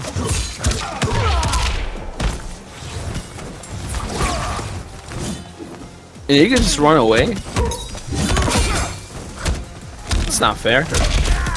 But the overhead is now Shao starting to be oppressive in the corner. My God, he's gonna catch on the 40% into another reset here. What's for the mix? What you blocking? Plus frames, yep, you mashing. I don't care. I don't care. You think I care? He says I do not care. Another glaive. We do not care. Nice counter punish. He knew. No! Oh, tries to mash out. What are we do not want that trade. He's gonna get all loaded up on the star power. Round Was that two. Habibi on the we're right? Come on on, bro. It's the game best 5. Habibi in the game. It's your boy Zanzoon. Come on now. It's He the was best sitting Habibi on a in the full game. stick of butter though. He is. It's one get out of Oh my jail free goodness. card. Bwood still has this, like, I mean, it's just, a little microduct reset, but usually letting him down the long pass, and he's gonna be a little damage here. Just a whip punish. Gonna get the guarantee set up here, Volcano. Puts him out of commission. Punish, my god, he was so ready for that. The down one into a lift. Oh my god, are we playing Goro? Oh, the microduct, such a clean microduct, and the spacing. Oh, and that's gonna be game. Oh, and he drops it. Wait, this Shao, he can rob. Okay. Oh, and doesn't quite get it. Man, that would. Wow. Johnny Cage. Just want to be the first to say, Bwood, awesome game, and dude, it like you are a player that you just night and day different. You can see like how much better and how you've grown in the game. Super good. Gambler, as always, you're a demon, my guy. That was a great match. Yeah, Johnny is so God, we impressive, just keep man. getting the game 5s. Yeah. I mean, Hey, you get I into the ain't point where complaining. these guys are like amazing at the game. Like it'd be surprising for them to not get into game 5. But Bwood's still in it. That was the last round of winners, so he's gonna go down with losers. Try to dig it out. Just like they're gonna dig out from the dungeon, my family. Hopefully they're safe and sound. Appreciate being here on Ryu Mondays. Great host as always. Dude, appreciate having you on. If you guys haven't, go follow Zanzoon on his socials. Hold on, make sure you go follow Zanzoon. Follow him on Twitch, follow him on Twitter. If you guys want to follow him, in real life, we will be posting a picture of what he looks like from behind. So, Yes. take that as you will. You Yeah, can don't worry, follow Gambler. me anywhere. Just don't be weird about it. You can follow me to the Yeah. gym. You can follow. It's fine. I don't mind, but just don't be weird. Yeah, Appreciate Gambler, it. go ahead, play your set. We can get stuff going in a second here. We'll just run some of the losers matches. You're good to go. Just keep us posted on your Leaf Live run. Good luck every day. Okay, now I gotta do it. Now It's gotta over do it. for me. It's over, guys. Oh man, dude, that guy's so fun to commentate with. Dude, yeah, Zanzin's He's great, just man. a I love riot. having him on. So, unfortunately, we're kind of like sitting here for a sec. Gambler's got to go play on Leaf Live, so we got to have that going on. Turkey and Shuletah are both playing at the moment. So we're just waiting on Skar and C Performs to finish, and then we will get winner of that versus Dexy Dawg on stream next. So this is this will be fun while we wait. I'm a very technical guy. All about frame data. I know you are too. Mm-hmm. And love like breaking down people's gameplay. How do you think these runs are going to play out? I mean, obviously a lot of really, really strong players still left in the bracket. It's really a matter of, in this case, where you've played against all of these people so many times now. It's just, what are the habits that you face against these players? What are the habits that you've seen the most that you can abuse and turn against them? And how fast are these players going to be able to make the adaptations? And that's really going to be the key to see who's going to make this final spot to get into the finale. We've already seen it with Gambler and Illuminati. Both have had amazing runs so far. Gambler taking down Dexy and Bwood to get into winners finals. Illuminati taking down Compa and Tweedy in very, very close Game 5 sets. And the adaptations that they've made over the course of those sets have been huge. Skar may have went down to Bwood early, but has now made his run and is about to make it into top 8 loser's side if he can take down C Perform. So it's just like, everyone's been playing their hearts out. It's just a matter of how much can they continue to adapt over the course of this tournament. And just looking at individual matches, I'm really excited to see the Gambler Illuminati match, because if we've learned anything from Illuminati's first 2 matches, is he does not respect your frames. Which makes him a nightmare for Johnny Cage, who wants to enforce those plus frames, right, and kind of capitalize on that. It'll be really interesting to see how Gambler, very seasoned, like veteran player, and how he adjusts with it. Maybe we'll see the Goro tries to jail some more things in to try and catch him with the Goro to kind of keep his turn going, where maybe he would have tried to press before. But I think that match, it feels cliche to say I'm looking forward to winners finals, but I just feel like that one just kind of stands out to me. I mean, also, like, keep track of, not only does, Lau have the oppressive armored launcher that everyone's always fearing, but, Johnny Cage also has the very disrespectful wake-up parry, or the 3-frame parry that beats a lot of options. So, there's also, all of that Illuminati's gonna have to worry about. What's going on, Poseidon? Yeah, so it looked like a Gambler has to play another set somewhere. Okay, we just got word from Skar. He just won his set 3-1. Awesome sauce. So now we got our set here. Yeah, I was saying Skar versus Dexy. Skar versus Dexy. Yeah, so we're gonna see Melina versus either Tanya or Ashra. So that's gonna be a super interesting set. Yeah, what's going on, Geezy? Hopefully your tournament went well. Yo, shout out to Geezy.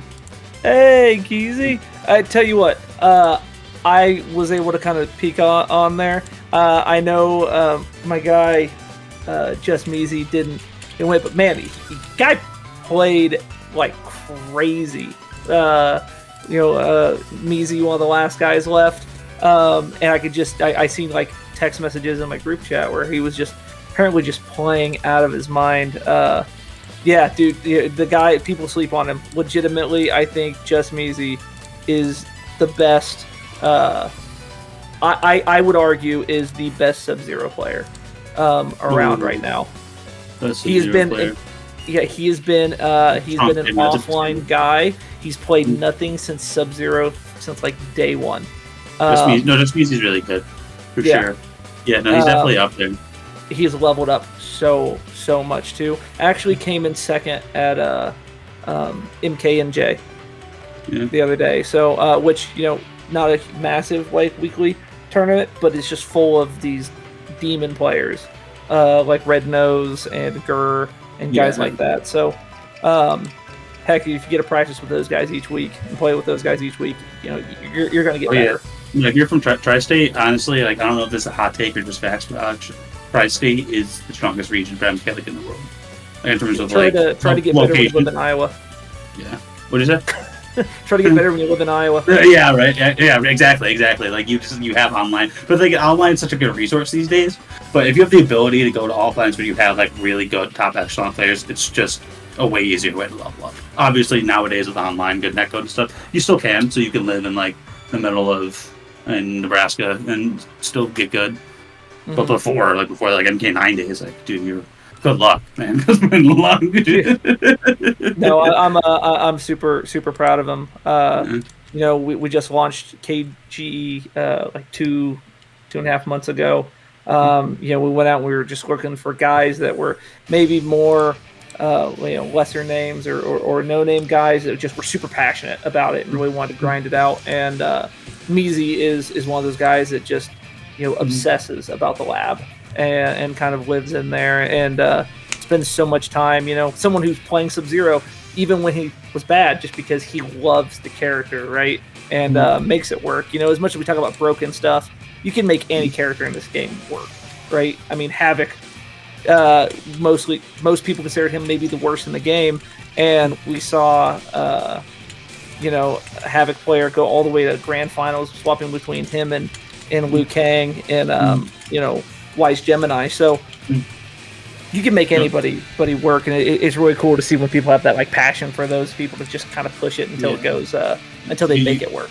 You can make any character work in this game besides Reptile. You heard it here first. Where's the top 8? Where's the Reptiles? Yeah, I'm just saying. We've seen Sub-Zero. Where's the top 8 at a major? Where's the top 8 at Pro Comp? Where is it? We've seen Sub-Zero in offline top 8s and Pro Comp.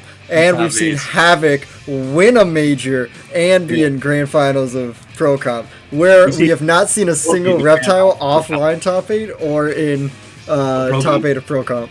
I'm just saying. That's exactly. I'm just saying. There That's would have I'm been not gonna say anything more. if it wasn't for my guy Measy, there would have been a reptile, and I swear there would have been a reptile in top 8. In top 16? Or top 16. In top 16. Yeah, he beat him like Yeah. in pools. He beat Honeybee in pools, all right? Yeah, Hey, wait, now, he That's Miss- the furthest a reptile got, all right? Miss, we Yeah, have he seen, beat, we he have beat seen him. Natara top 8. We have seen Sonic Fox in top 8 with Natara, so we have seen her. We haven't seen Reptile. I think is the Hey. only character that hasn't made a top 8 offline or pro comp appearance. He's going to, though. He can combo off of his sweep with Movado. So Whoa! Havoc. So everyone in the game can combo off everything with a Movado, all right? Have you seen how far that sweep reaches? Yeah, I play Reptile. Yeah. I'm half tempted to be like, go to the lab and put that on stream right now. That bad boy, that is With all the nuts. BS in the game. You know, Oh, Sonic does biggest too complaint- now. biggest complaints are like he has a couple long-ranging normals. You know, That's the broken stuff that Reptile has. When people have like Hey, and your back three doesn't even work half the time. plus 50/50s that combo, you know, on hit. miss over there. Now I tell you what, I thought Natara wasn't like super good, and missed in chat. He has ruined that notion for me. I'm convinced that Natara is pretty good.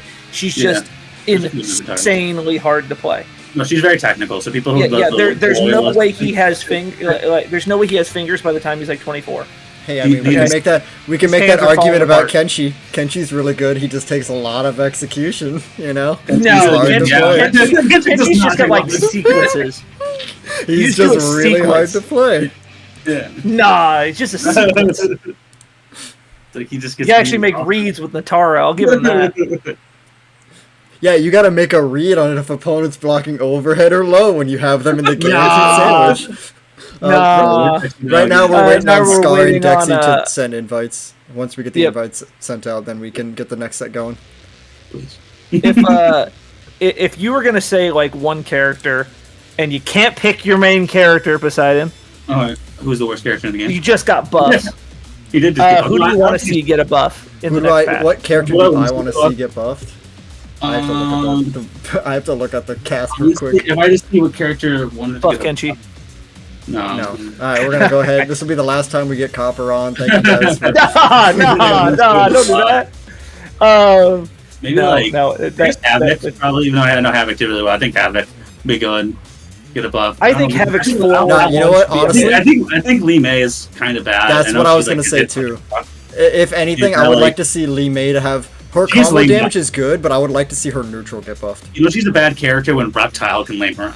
Like, Yeah, just I would like to see Lee May's neutral. Like maybe nerf her damage a little bit, but like overall her neutral could be a little bit better. Like that I could want be to a get trade a off. far-reaching high attack.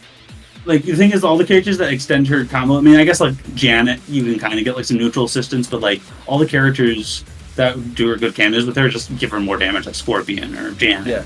Scorpion, Janet, Movado are like the top 3 combos for her, and their main thing is that they Her buff her combos can damage. be- Yeah, especially I you can think just hit like Lee a buff, May's but- biggest problem, I think, as far as buffing her, is she's one change away from being broken. Yeah, no, I think that's a few characters. honestly. Like right now, she can punish any down poke on block for 30% one bar Mhm. with Yeah, Janet no, on reaction. Like, Scorpion, you at least had to like call it out in advance. You could just do it with Janet like on reaction. That's why I say like give her something. Maybe it's the same range as Rain's like back 3, but make it a high attack. Give her like a high, farther reaching high. She still has a ton of gaps. All of her zoning is still high. Gaps. Yeah, zoning is high. Exactly. That's why it's like so easy, like as Reptile, because then I can just run away. Just Yeah. keep running I'd away. like to see. I never have to approach. I honestly wouldn't mind seeing Shang get a small buff. Chang would be good. I think. I think his morph should be 1 bar. Yeah. I'll say this instead of that. One bar, Give yeah. Shang a reason to be in Young Shang. As That's- of right that now, was it my feels other like part. the only time you go into Young Shang is for if you have a cameo that can make him safe Force chip after damage. the young chips, the chip damage, and that's pretty much it. Like you don't really see Young Shang that much. It's really just Old Shang has a lot of pressure, has all the combo damage, and there's not a big reason to utilize Young Shang Tsung. So having a reason for him to go into Young would be good. I think his young launcher, the high mid, or is it mid? I think it's high mid, but it's really slow in startup. I think it should be mid and safe. Then at least you have like some opportunity to like combo from young. Right now it's very technical and not very consistent, which I think is a huge bummer. I really want to see cameos get buffed. I think like Sector could use a real buff. His homing rocket. I would needs love to to see Frost be brought into the meta because ever since release, like no one has really been utilizing. Frost Crash, Ice Crash. Thanks stream for not telling me until just now that it says Shirai Ryu Sunday and not Shirai Ryu Monday. I appreciate everybody Ghost. all the way until just kick him now. from chat. It says Shirai Ryu Sunday week 8. It just happens to be on a Monday. Yeah, we've already discussed this. It's fraudulent. It's fraudulent Ryu Mondays. Fraudulent Ryu Mondays, exactly. It's not our fault Mother's Day falls on a Sunday, all right? May someone write the government, all right? Someone write that, make it Saturday. I told my mom we should play in a tournament. She said no. What did you say? It's crazy that both Dexy and Skar just disappeared at the same fucking time. Alright, I'm gonna have Bwood send invites. Alright, cool. You guys have to make sure I had to go finish getting these couches set up. Alright, sounds good. You're back. Enjoy. It's always a pleasure. I'll be back. Alright, we'll have so quick detour, guys. We're gonna have Bwood taking on Shuletah, and then hopefully we get an answer from Dexy or Skar soon, so we can have that set next. Ghost, we just wanted to extend the weekend for you a little bit, pushing it one day farther. Yeah, you know what, Ghost? Now it feels like Sunday. This is why your Lao will never get buffed. Straight for the throat. Lao doesn't need buffs, but who does? Darius. Yeah, honestly, he does. There's yep. not Darius a lot of reason to be running Darius. Tremor needs them. Like, the one thing that Darius was good for was teaming with Reiko. And then they introduced Tremor, and they're like, I don't got a need for Darius anymore. So, like, he just kind of became useless. Like, Darius and Frost, I think, are the two cameos that need buffs the most. I think a great addition to this game would be the ability to amplify cameo moves. Like spend a bar. They do something similar. Oh, kind of like with Jack's throw? Yes. Yeah, or you have the push block ability. Yeah. What if, like, for example, like, you know how Frost has like the rapid punch? What if you could like spend a bar to remove the static animation? So like you could spend a bar, she does the punch, and then you can move around while she's pushing the opponent back. I think that would be awesome. I think a great buff is make Ice Crash an ambush. You can use it to kind of like pop up a little bit for combos. I think that small change would do wonders for her. I really like playing her with Rain. It's not good, but I like it.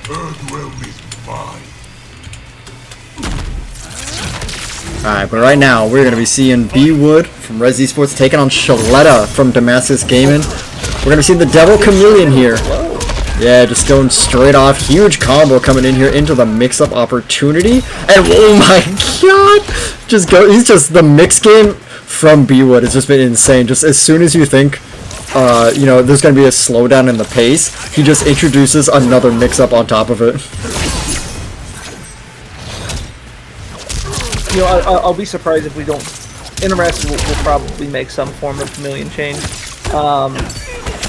I don't want to see him with nerfs, but I imagine they're going to do something. Just considering, man, tonight's a great example. How many chameleons have we seen? It's a reason everyone says, best cameo in the game. You're either running chameleon for the neutral control, or if your character already has synergy with a different one, you're just running like basically Janet for the increased damage.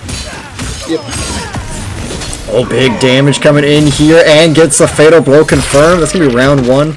Going to Bwood here. Really putting on his Xiao knowledge. Considerably one of Xiao's worst matchups, which is Raiden. He's really showing off that knowledge. Yeah, that 4-4 just really crushes a lot of Xiao's best buttons. You know, really kind of lacking a really strong mid. Oh, you want to wake up armor? Guess what? Forward 4, low profiled. I swear forward 4 will low profile things. It has no business low profiling. 100%. Why doesn't Havoc's back to low crush?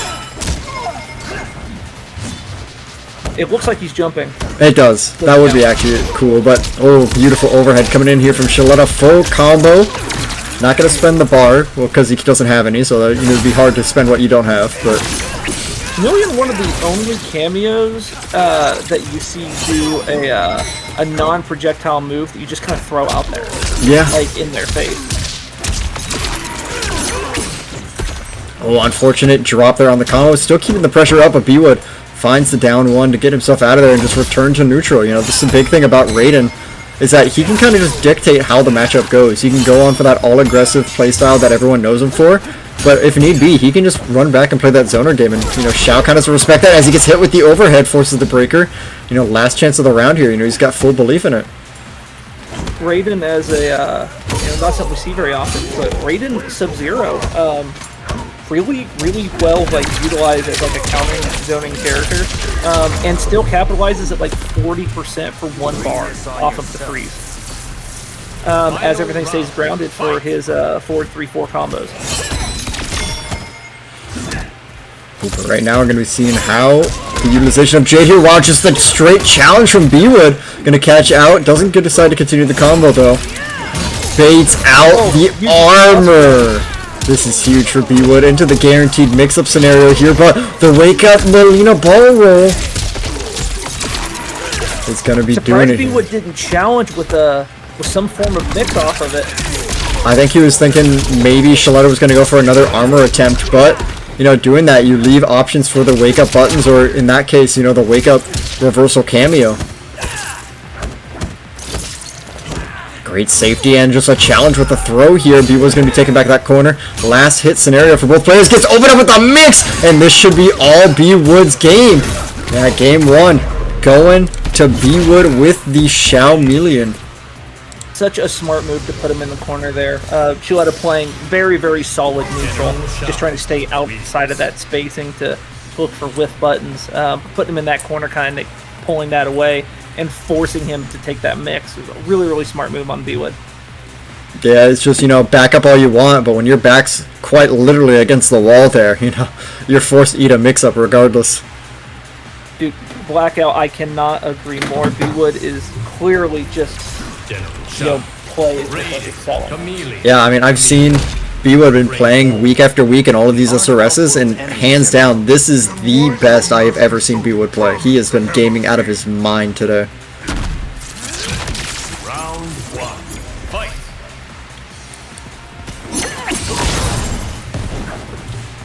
That started game 2 though. Back to the slowed down playstyle. Shuletah just playing the zoner game here. Trying to get a lot of pushback here, keeping everything simple. Full combo opening as now Bwood in the corner. Unfortunate drop for Shuletah, but decides to smartly just play it back. Just, you know, make that space. Bwood looking for the opportunity, just knowing the moment if he gets that hit's going to cash out. Has to spin the bar, kind of loses Xiao options for quite a few of his combo routes. Alright, I mean, unfortunate, but, you know, with the addition of just having Chameleon, you still have a lot of those meterless combo options, but, you know, double-edged sword, because Shuletah, also rocking the Chameleon, has a lot of those meterless options as well, as no bar on site for either player here. Have to see how good they are with the synergizing with their cameo pairings. Oh, beautiful punish from Shuletah, knowing that it's -10 on the Axe Slam. Not going to spend the Melina size there. Throws out the Jade Glaive, not going to make it in time. Bwood drops the combo, but still gets the pressure. Overhead catches. Bwood making a great push to try and make a comeback out of here. And now you got 8 seconds left on the clock. One mix. Oh, gets the catch here. Does he have enough time? Does he have enough? 2 seconds left on the clock. Is it going to hit him time? It is! Bwood. Beautiful comeback there. Call outs on the armor. and gets the beautiful punish, stealing the round with 2 seconds left on the clock. Yeah, I said it earlier, in stream, but the hardest thing to do in a fighting game is nothing. And got a little impatient there, went for something unsafe, and Bwood just cashes out. Yeah, maybe Shuletah was thinking that he had, maybe Katana Airlift available. It just didn't work out for him there, and Bwood taking every advantage he can get. But now, Shuletah starting to clutch up here, lock in, calling out every single mistake Bwood is making, and a 50% life lead in just under 10 seconds. Yeah, Shuletah clearly, frustrated with how that last round went. Kind of wanting to make up the difference now, and man, just playing out of his mind. This might be one of the most dominant rounds I think we've seen so far in this tournament with how Shuletah's been playing it. Shuletah just can't even get close. Storm Spell just chips out at this point. Whiffed Molina Ball Roll into a blocked Axe Slam, and that is going to be full punish from Shuletah. Takes the round, final round here. Right now, Blackout, to answer your question, we got myself, Silver Sandbag, and Copper FGC on the comms here today, as we are seeing this incredible set where Bwood is up 1-0 and a beautiful jump over the throw. Full combo into a guaranteed mix-up scenario. Pushes him into the corner, kind of really forcing Shuletah to kind of play the game that he wants to. And we've seen when, Bwood's been able to kind of pressure and push him back into the corner. The game's just really been in Bwood's favor, but when we get into these, middle of the screen open space plays, setup, Shuletah just kind of dominated on it. It's been two sides of a coin. Yeah, oh wow, just the dash up from full screen into grab. Bwood showing no fear here as he's trying to get stuff going. Try to go for a lot of pressure. Yeah. Great job of just slowly pushing Shuletah back in that corner, but that down four is going to meet its mark along with the Molina Ball Roll. Forces the breaker, possible last opportunity here for Bwood. Shuletah still having access to his own breakaway. Ooh, gets caught by the overhead and forces the breaker this time. Now Bwood has the life lead, 20 seconds left on the clock. Timer might be a factor here in the ending of this game. And Shuletah needed to play patient before, but now he's got to do something. Bwood just taking his time. See if he's going to make the same mistake, do something unsafe. Yeah, 5 seconds left on the clock, just keeping the pressure going. Shuletah not really having a lot of answers, just goes for the dash up down 2, and that's going to be it. Bwood with a 2-0 lead here. And, once again saying, for the people that, may not believe it, this is one of Xiao's worst matchups, is dealing with Raiden. And Bwood has just been showing nothing short of excellence on how he's been dealing with it. Xiao has historically, at least in this game, really struggles with zoners. I think Reiko tends to do pretty well against, Xiao. Liu Kang, even though he kind of gets, outranged in the spacing, does really well in this matchup. I think we're seeing Shuletah kind of get to these points where he steps back and starts to zone, and it almost seems like he gets almost impatient with himself. And then maybe tries to step in for some sort of mix, and then when Bwood's able to capitalize, he has yet to really kind of drop it. Just kind of really cashes out every opportunity he's had. Beautiful overhead here from Shuletah. Calls out the armor. Doesn't convert off of it though. And now Bwood with the life lead here. Just playing it nice and slow.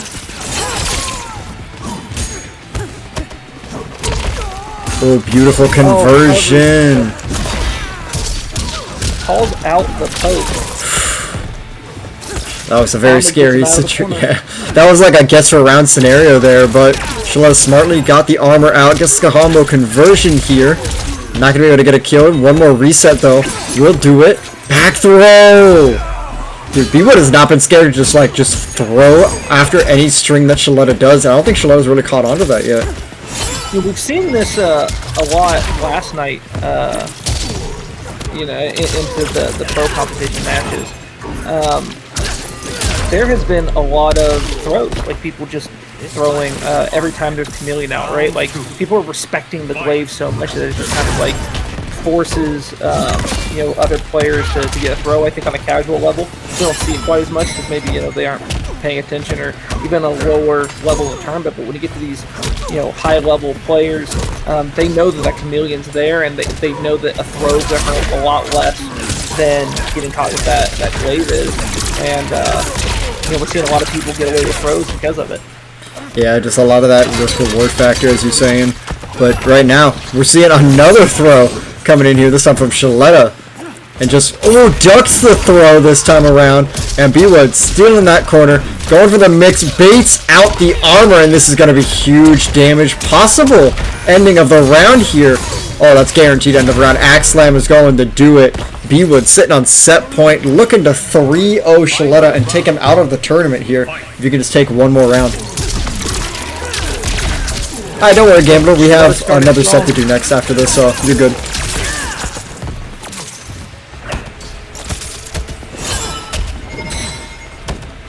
Alright, Shuletah turning up the aggression button. Again, Bwood. After any button that Shuletah presses, he's not afraid to just, just start gripping. Forces the breaker here from Shuletah. Gets the throw again. And then Bwood sitting in a really, really good spot here. And as I say that, if the commentator's curse isn't a thing, immediately gets put in the corner. I mean, here's the thing. Even though Bwood's now in the corner here versus Shuletah, all it takes is just one manly throw like that, and now you are in the corner.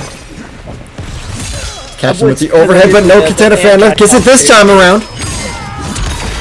And now this is guess for game scenario. This combo itself is not going to kill, but if you guess wrong here, that's it. You're done and over with, and you guess wrong. Oh, and he guesses wrong. Jeez, Bwood will be taking down Shuletah with the 3-0. Xiao takes down the Raydelian.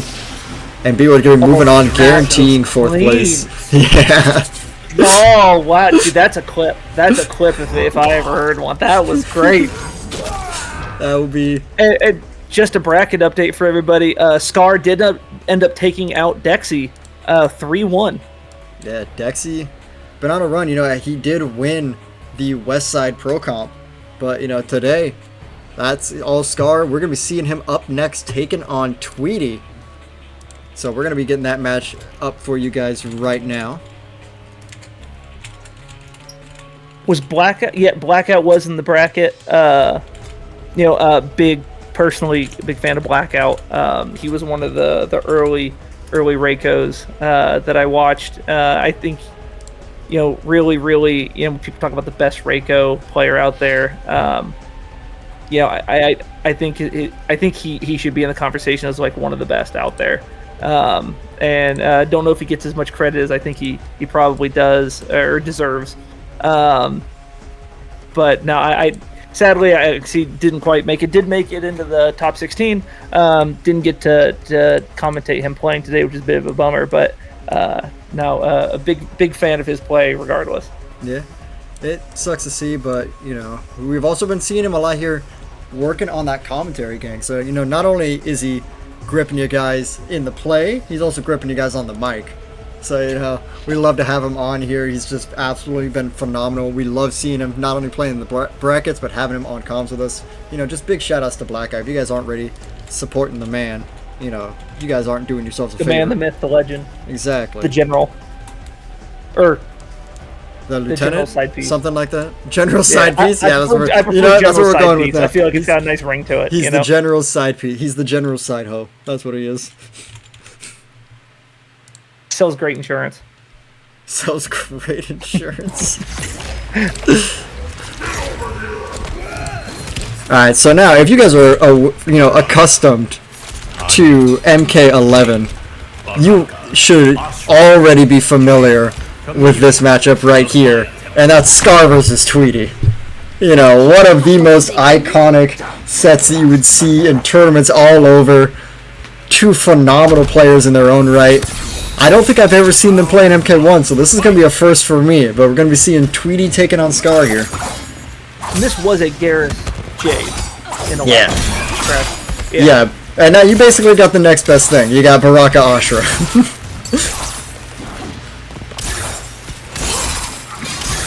I always thought I thought of Garrett as like maybe one of the more like brutal characters in 11. He just always felt like he was just everything he did. He felt like he made sure it hurt even more.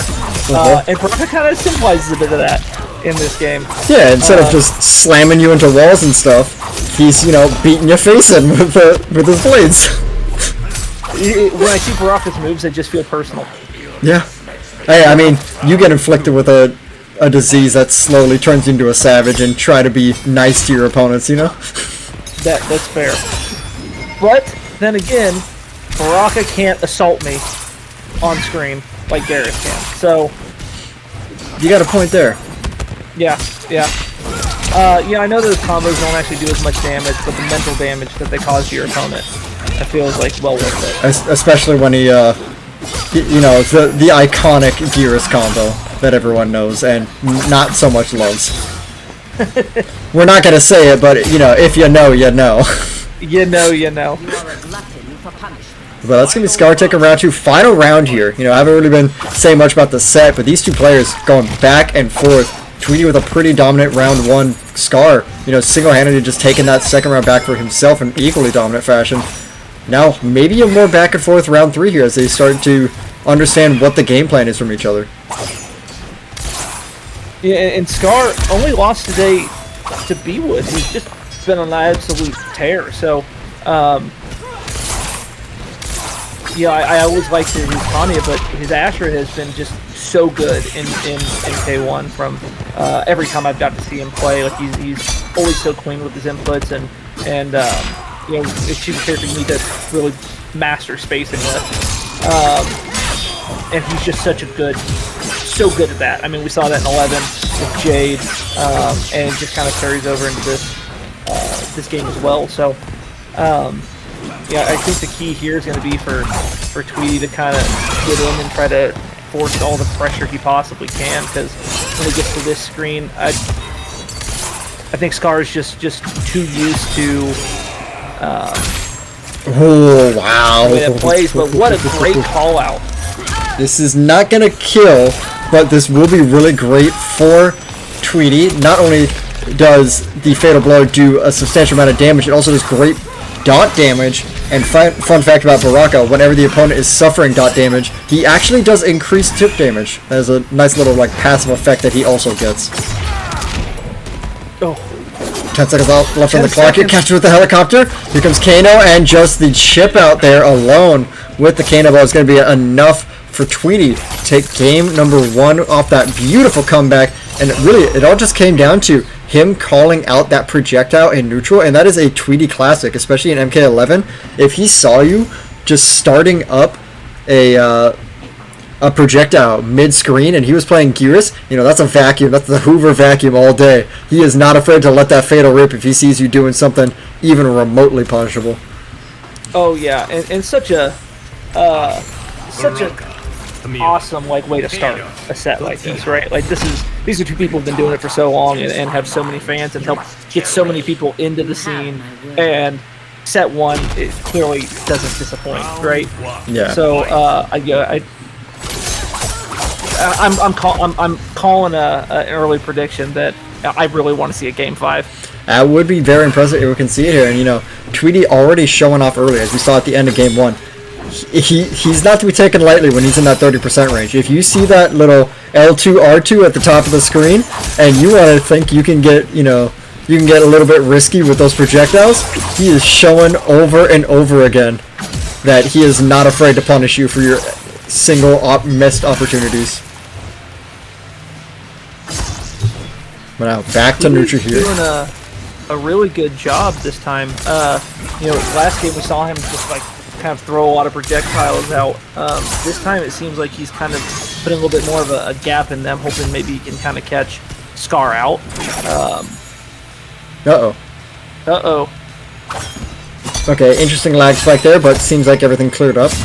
Thankfully, nothing got disconnected there.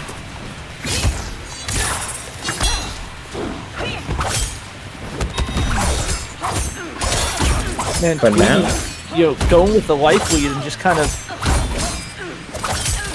right as I say it, was just kind of spacing things out, puts in so much pressure. Cannonball going to keep himself safe there. You know, I remember Tweedy saying he was unsure about this, you know, this Baraka Kano team. It just wasn't feeling very similar to Striker, but the more we've been seeing it, it seems like he's really found out how this team really functions and works, and we've been seeing, you know, sort of the same game plan you see with Baraka Striker, Baraka Cyrax, just going for that down forward 2 into the assist call. But we've also been seeing a lot of, you know, unique applications of it that you're not really seeing with the other cameos, where we're seeing, you know, Kano coming in to apply the offense of the jump in. We're seeing it off of, you know, just overall neutral, even just using Kano to just take hits for him so he doesn't have to deal with a lot of the projectile wars. And I think when you're rocking a character such as Baraka who only has a high projectile, you kind of need that so you can, you know, keep someone honest, right?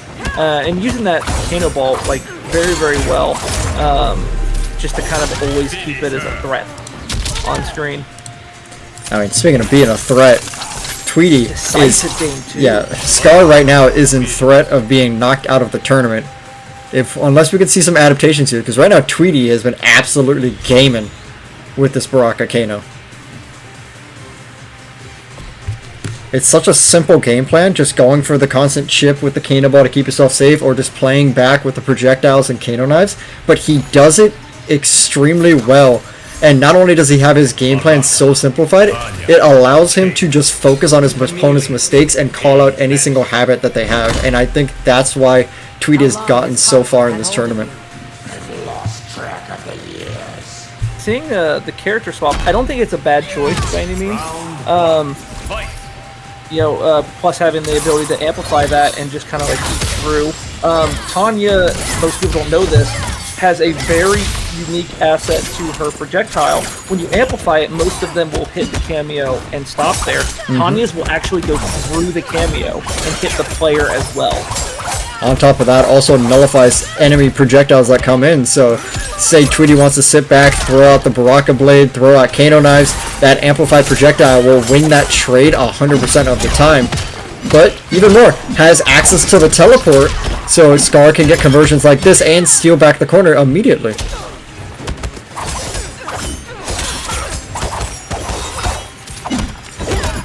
Continuing the pressure here, great hit there on the Chameleon, not going to have it for another couple seconds. Trying to call out the flawless block. Yeah, beautiful micro duck there from Tweedy, and that's going to be the round set point here for Tweedy. Such smart play from Tweedy. You know, we see Barakas sometimes can get almost a bit overzealous, right? Kind of live and die on that mix, and we're just kind of seeing Tweedy play such a really smart, patient game. And every time he knows he has an opportunity, just cashing either chip or damage on it. And when the damage comes, it hurts. Right now we're going to be seeing if Tweedy can find his way in to get that damage as Skar. Gets a nice little life lead here, and just playing that life lead wonderfully. You know, the one thing he did well with Jade, oh, as I say that, beautiful jump in here from Tweedy to punish the stand 3. It's going to be huge damage here. You know, wow, smart move that I think most will miss there too. Right as that projectile comes out, and you see if you call Kano, Tweedy actually steps forward to block the projectile to keep the knives coming out to keep his turn. And just like that, Tweedy, I would say a very decisive 3-0 over Skar to move on, guaranteed 4th place. He will be taking on Bwood in losers semifinals. But before we get that set, we'll be moving up to our winners finals, and we're going to be seeing some King Gambler versus Illuminati. You know, we were teasing at it quite a bit ago, but we're finally going to be able to see how that Kung Lao versus Johnny Cage goes. And you know, this set, I think, you know, we talked earlier about how excited it's going to be. You know, with Illuminati not really so far just showing that he's willing to just not respect your frames, which goes great against a matchup like Gambler.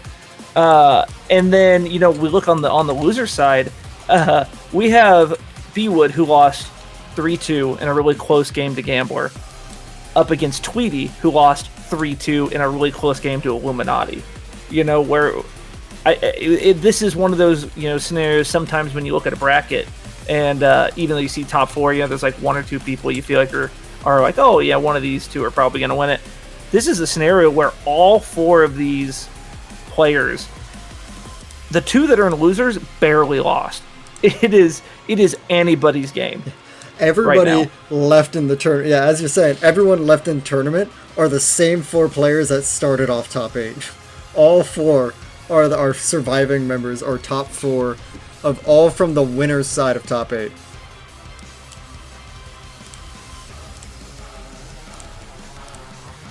So that is lovely to see, as we're going to be, letting Gambler finish up his set in the other tournament real quick. So, we'll give him a little bit of time. He's here in the final game. And then we'll be getting him versus Illuminati, winners finals. Then we'll go to Bwood versus Tweedy, and, losers finals, grand finals. I seen somebody said something about Ninja Killer getting washed. I mean, hey, you can't say you get washed when you lose to Unjust and Zombat in really competitive matches. He lost to the 2 people that were in grand finals of the regional, Oh yeah, and he's playing, he's a Liu Kang main, and Peacemaker's probably like Liu Kang's worst matchup. Yeah, his hardest counter, which was probably, I think he was playing, that's why he was playing Kung Lao, I think, versus him. Yeah. Yep, and even then, I don't think it's great against, I don't think Lao is necessarily great there either, because Lao can be really stubby outside of his back forward too, right? Don't get me wrong, I don't think it's anywhere close. I still think it's more of a 5-5 matchup, maybe a little tougher 5-5 in Peacemaker's favor. But, in all the times we've seen Ninja Killer really thrive, especially in the last couple pro comps, he's been able to kind of just play Wu the entire time. And it's clear that Peacemaker kind of put him out of his comfort zone a little bit. Zombat, obviously Zombat's just a great player, and that was just a great set. Like, that was just really, really, really competitive. I mean, heck, how many videos have you guys seen with like Zombat playing with these guys? It's not like those guys don't play offline or out of tournament together and practice together and things like that. So, I always tell my teammates, it's really hard to judge how much better someone's gotten when you play with your teammates. Right? Yeah, I know what everyone says. With them so much. Zombat is the training partner of Sonic Fox. Like that is he beat one of the best players in the world, and he's got the other best player in the world as his training partner. So at some point he's going to be getting his flowers. Get those victories taken down. Ninja Killer unfortunately wasn't able to take down Unjust, but hey, he put his name up there in the top 2 spot. And Unjust, I'm really happy to see him win that event. I remember a couple of years ago, like a couple years before MK, towards the end, he was always a really, really competitive player, and then got what I believe it was 6th at Evo last year with MK11, and then has really just kind of come out like guns blazing in MK1. Started out doing really well with Kenshi, and then now swapped to a completely different type of character in Peacemaker. And between him and Sunyo is considered the de facto Peacemaker. So, and I mean, we're seeing Sunyo do it with a different cameo. He was the only one that wasn't going consistently Chameleon, as he was playing Sonyo, which is someone we don't see a lot in a higher, more competitive environment. So, just out of curiosity, just because there's a bunch of guys here in chat, Blackout obviously getting into commentary and a big fan of Reiko. I was wondering, Blackout, if you're still there, do you think, we were talking about cameo buffs and stuff, how would you recommend changing Tremor, right, making him more popular, right? Because I think if you make everything cameo ambushes, or you make a bunch of stuff ambushes, he becomes the best cameo in the game, right? So how do you balance that out? I think, here's my personal opinion on it. It's, don't change anything to Aftershock, but give us a reason to use Crystalline and Metallic. Because as of right now, there's no reason to use Tremor if you're not using Aftershock Ground Pound.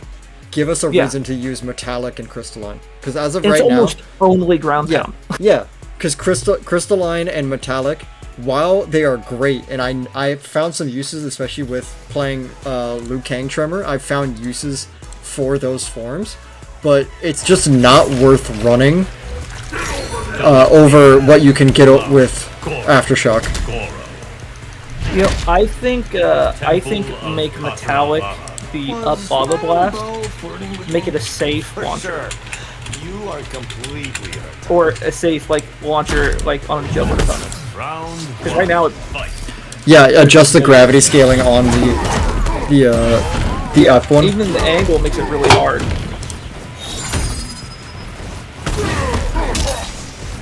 We do see the just like we kind of predicted a little bit. We do see the Goro back for Gambler. Yeah, so we're gonna see in the Goro mirror a lot of plus frames, and as you predicted, probably to just force Illuminati to respect Gambler's frames and not utilize that armor to really press on him that much. And I could be wrong on here. I think having Goro makes that forward one mix the low combo as well. I don't think the damage is very high, but in a pinch situation, I think he can actually combo off the low. Yeah, I mean, just having access to it is a incredible thing, as well as that beautiful armor break there from King Gambler. What? Oh my God! What a read that was. He did forward 3 shadow dash to call up the wake up armor, and didn't get the punish on it, but just showing that he's got knowledge on how to deal with this is incredible. Yeah, with as much as we're seeing Lau kind of show up in the meta today, right? Like he's become a lot more popular of late. I imagine it's something that if you don't have the knowledge on it, start labbing ASAP because you're gonna need it. I mean, we could tell already that Gambler has been very, very, knowledgeable on this character, as we've been seeing the multitude of answers to this wake-up armor, but Goro gonna keep him safe this time, finds his way out. No punish there, though, and no longer having that 6-frame button, so no longer can get the punish on the wake-up armor, but still gets the big damage regardless. Looking to possibly end the set here, or end the game here. Oh, and oh, armor, it doesn't matter, covers. It takes the first round.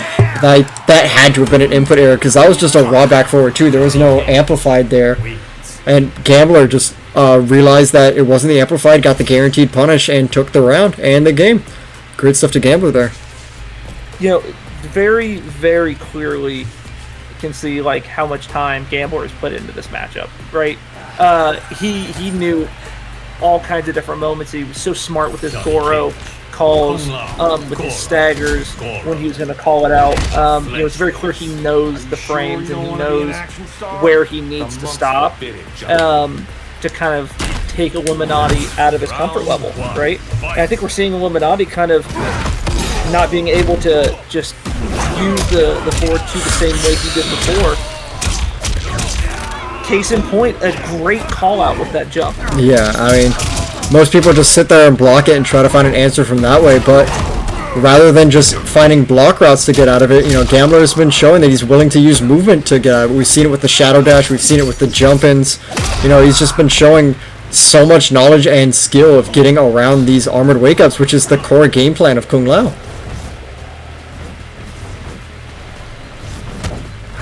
I love the movement here from Gambler. He'll show that he's willing to just dash up in your face, but also showing that he's very non-committal as well, so making you constantly second guess when he wants to go in. It's really impressive how you can take a character with no projectile and make them feel intimidating from mid-to-far straight. Yep, oh, that's the round right there. Guaranteed 50% here on the fatal blow. That is going to be another round for Gambler. I think, it's about 3 rounds straight now? Yeah.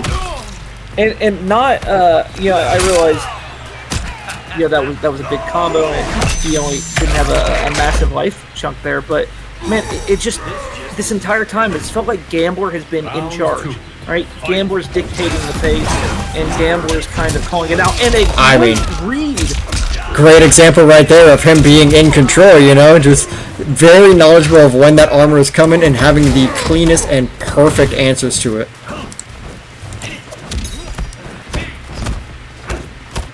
You know, the small things, these small details that we're seeing out of Gambler just make such a long-term impact, right? Illuminati is now is thinking about every armor because he's been punished for it like multiple times now. And that just plays right into Gambler's hands with this constant pressure. Okay, I liked that setup there on the 4-4. You know, it just ends the combo early, forces him to wake up, block the 4-4, which I believe is plus 15 on block. And then just gets the guaranteed chip out scenario there.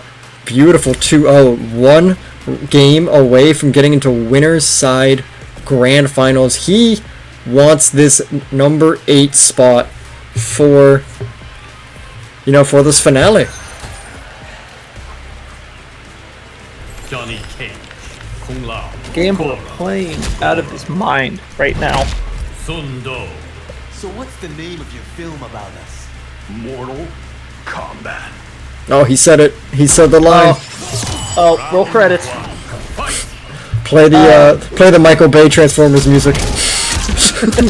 You know, just a great fun fact about Johnny Cage while we're at it. Being played by Carl Urban in the next movie. Oh, that actually is a very interesting fact. Here's another interesting fact about Johnny Cage. His real name is Jonathan Carlton. I did know that. Yeah. Little fun fact for all the people that didn't know at home. I was, you know, if we get another gap, I got a whole thing. If you don't know much about the history of MK and how it got started, it is fascinating and well worth your time. And isn't able to convert. Man, that would have been an amazing way to end it. Another finally, fun the back 4 pays off. Yeah, here's another fun fact. Kung Lao's armor is really good. I believe it is what 14 frames on startup. It's something. It's like I think it's about 13 frames and -7 on block. So you know the only armor in the game that is safe on its own, without the need of a cameo. Unless you're playing Liu Kang. Oh yeah. 6 frames stand 1. Yeah, unless you're Liu Kang. But then at the same time, that's why you run Goro, so then you never have to worry about that. Yeah. Oh my god, just the raw shadow kick. Oh. Gambler, Illuminati, came in like clearly heard us talking about how dominant Gambler was. Illuminati did not like that conversation. I mean, hey, we've seen how all of Illuminati's sets have been coming up to this point in Winners Finals. It has been all a final game scenario. And, you know, Illuminati, maybe he was just saving up for the crowd. You know, he wanted to go down early, make the more hype comeback, as we're seeing now a Game 4 coming underway as Illuminati takes Game 3 there. God. I could not have asked for cooler matches. Kung Lao. I mean, we're seeing Titans play, and man, these sets are just so smart and so well done. You know, the adjustment we're seeing out of Illuminati right there. You know, he was able to kind of dictate the space. I think the biggest thing we saw was he didn't look like he was afraid to be at that like full screen, right? He didn't feel that intimidating presence. Let's see if he can kind of carry that over into this next match. I mean, right now, Gambler showing he didn't like that dominating fashion. He wanted to be the dominator. You know, you can tell he ain't no sub, as he is out here right now with a massive life lead versus Illuminati. Gambler clearly does not want another Game 5. Beautiful up block. That should be enough to do the round in. Just like that. And he's going to build up that hype meter as well. Almost has it locked and loaded. Maybe we could see a hype combo coming in here. You know, one of the nice things about like Johnny Goro, don't necessarily need the hype combo. Something I think gets underutilized a lot is you know, occasionally we'll see someone whip out a hype combo and actually use it for block pressure. Mm-hmm. You know, something that probably doesn't get done as much as it probably should. But when you got reads like that, do you need hype combos? Because these are hype as is. That was such a nice setup on the on dealing with the armor, forward four with the Goro for the plus frames, and then just immediately rocking the parry to call it out. And then he just took you from corner to corner in under 5 seconds. How does that make you feel as a player when you were just in the right corner, you got parried once, and then he just took you straight into the other corner for the 3-1 victory and solidifying his spot in Winners Side Grand Finals. GG's for King Gambler. In the most classy Johnny fashion ever, ends in a flawless round. Yeah, that is one way to send a message to your opponent and to the rest of the people still in this bracket. Well, hey, Illuminati's not out of it yet, and based on that third match, we've seen he clearly can take matches. You know, not out of it. You know, I wouldn't be surprised to see Illuminati come back and get to run this set again. I mean, we will be finding out shortly, but up next we are going to be having our losers semifinals match. We're going to be seeing Tweedy versus Bwood. Winner will be facing off against Illuminati in losers finals, but first of all, we're going to be seeing who's going to be taking it down in this set here. You know, this will be a really fun one because Bwood and Tweedy have kind of played almost similar-ish games, right? They've kind of like played back and kind of waited for those opportunities to whiff punish. You know, used like a couple like far-reaching buttons to kind of like stagger.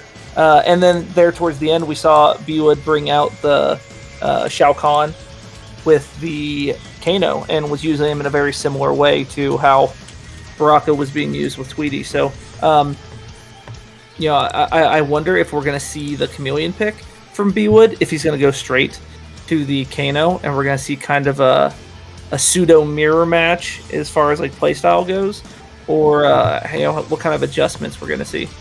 I mean, from what we've seen before, Kano was sort of used as a last resort for Bwood.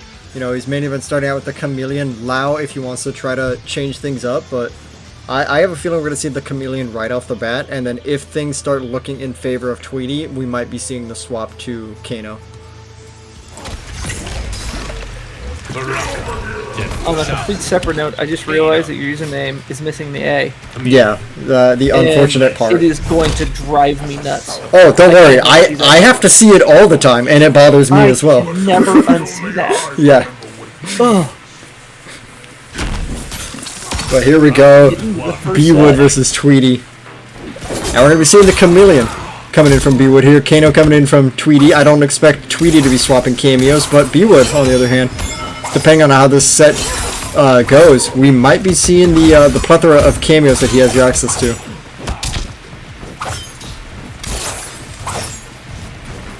Tweedy doing a great job keeping that spacing out there.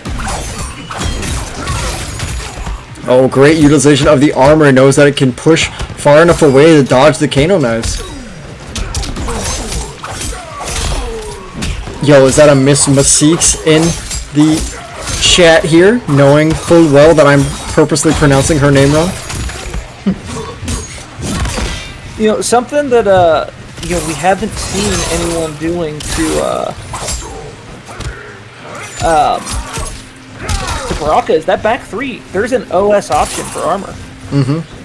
But we haven't seen anyone actually do it. Tweedy's been able to kind of stagger it or things like that. And a character like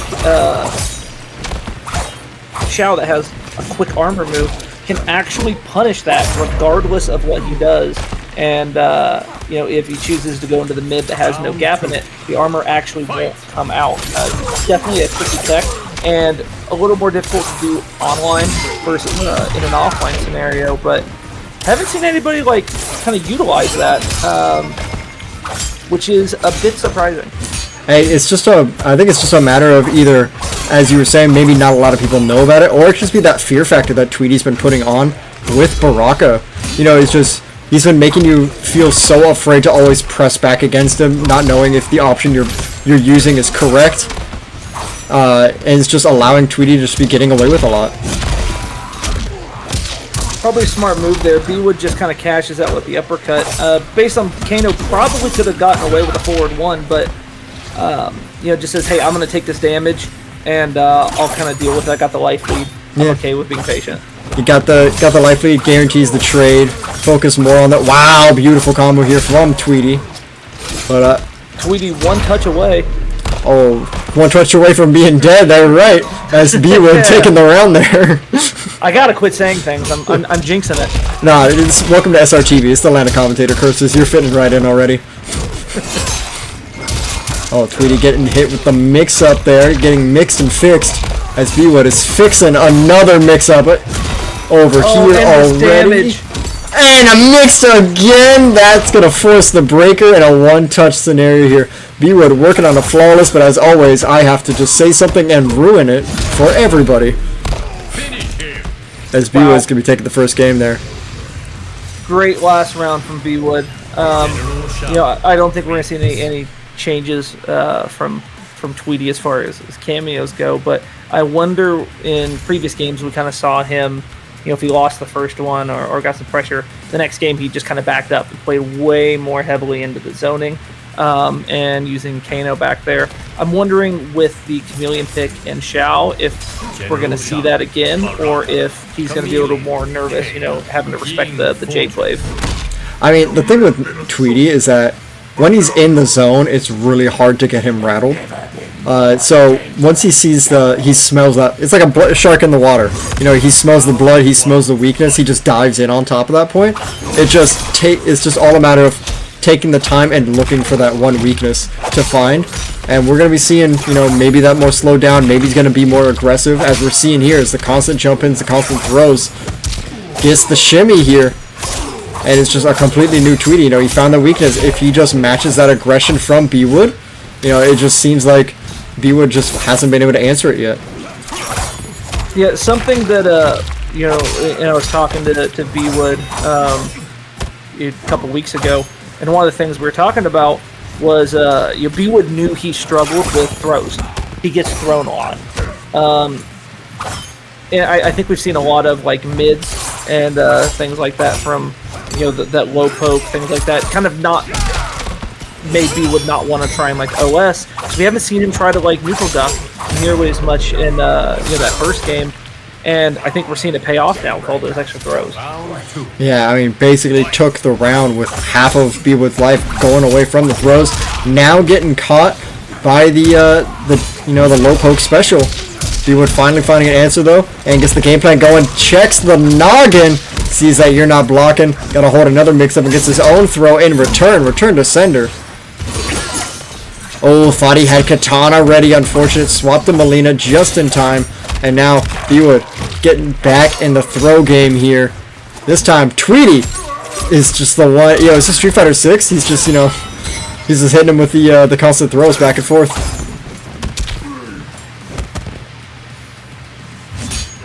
You know, that mid actually unsafe, but so hard to punish. Oh, big opening here from Tweedy. Gonna go straight into the fatal blow, get that dot damage over time. Puts Bwood into fatal blow of his own. It's gonna be a matter of how he's going to be able to utilize it. Melina, I think, will be on the table as soon as this fatal blow ends. Oh, gets catch, but doesn't commit to it. Chip out territory, beautiful punish here. Forces the breaker here from Tweedy. No oh, gets caught, and that's gonna cost him heavily. Bwood smartly also not using his meter, knowing that the knee was gonna kill him there. I think it's something a lot of players, including myself, are guilty of is spending that to cash out at the very end, and it really hurts you in the long run. Really smart move to see Bwood, you know, kind of saving that bar, as you know, in this matchup in particular, he needs it to kind of push off some of that pressure. Yeah, I mean, as we're seeing it, every time he wants to go for those chip out, Tweedy wants to go for those chip out sequences. Bwood's just been on point with calling it out with the armor, and we're seeing another call out here, maybe enough to kill. Goes into the command grab, last hit will do it. It will. Bwood on one as he is up 2-0 now on Tweedy. You know, something to think about too, with this health advantage, Bwood starts with an additional 15% life. Which I know doesn't sound like a lot when you say, like, oh, a throw does like 11%, right? But, you know, we get to these, we've seen multiple, like, last hit scenarios including that last round where he was actually able to catch Tweedy with the glaive, any other character, and that round's over. Yeah. I mean, and you look at it, Baraka's also sitting with, I believe, 50 less health because of Kano. So where it comes into Tweedy has to 4-touch Shao because of the extra health, Bwood only has to like 2 to 3 touch Baraka in order to take a round. So it's just a matter of the risk reward is more often than not in Bwood's favor. Definitely makes with a balancing and having different life levels, something they experimented with in MK 11. Seeing it taken up to a more serious tone in this one, and even push farther with the new addition of Movado, taking out a full 100 health. Yeah, I mean Movado has definitely been like the biggest controversy in terms of the changing the health bars come along, but I think with how much Movado provides as a cameo himself, gives a lot of characters throw combos. You basically can combo off of any single button, down 2 basically get the down 2 KBs back from MK11 with Movado. Just having access to how much that character gives, plus a plus unblock get up and reversal, it makes sense why he gives you such a downgrade in terms of life bar. I really wish, I would like to see like a slight change where he loses 50 and then takes some of the characters. A couple that take 50 that I feel like shouldn't. For example, I think Mataro shouldn't cost you health. Mataro and Goro, the 2 biggest guys, drain your life bar. Yeah. I'm okay with Goro, considering like all the stuff he does. Yeah, that's fair. But Mataro, you can't really combo off of any of his moves outside of some teleport exceptions. And you don't see him used a lot. I think there's some real potential there with like characters like Rain, Liu Kang. I've seen a Tanya Mataro. That was and they did really well. That's kind of a unique pairing. But I think he would get a little bit more health. It just feels like you lose health. There's not a ton of reasons to do so. Here might be a hot take. I honestly think they should buff Goro. Not in the way you think. Like, the main raise the roof move, I think that should be left untouched.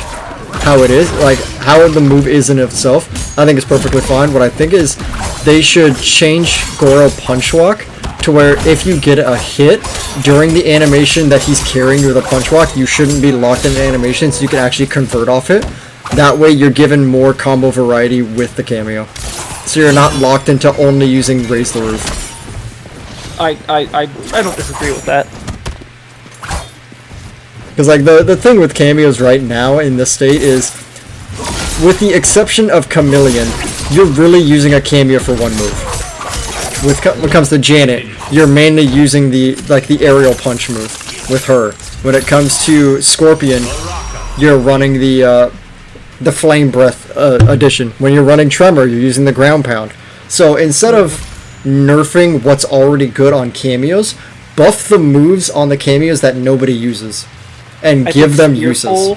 Should have like unlimited armor.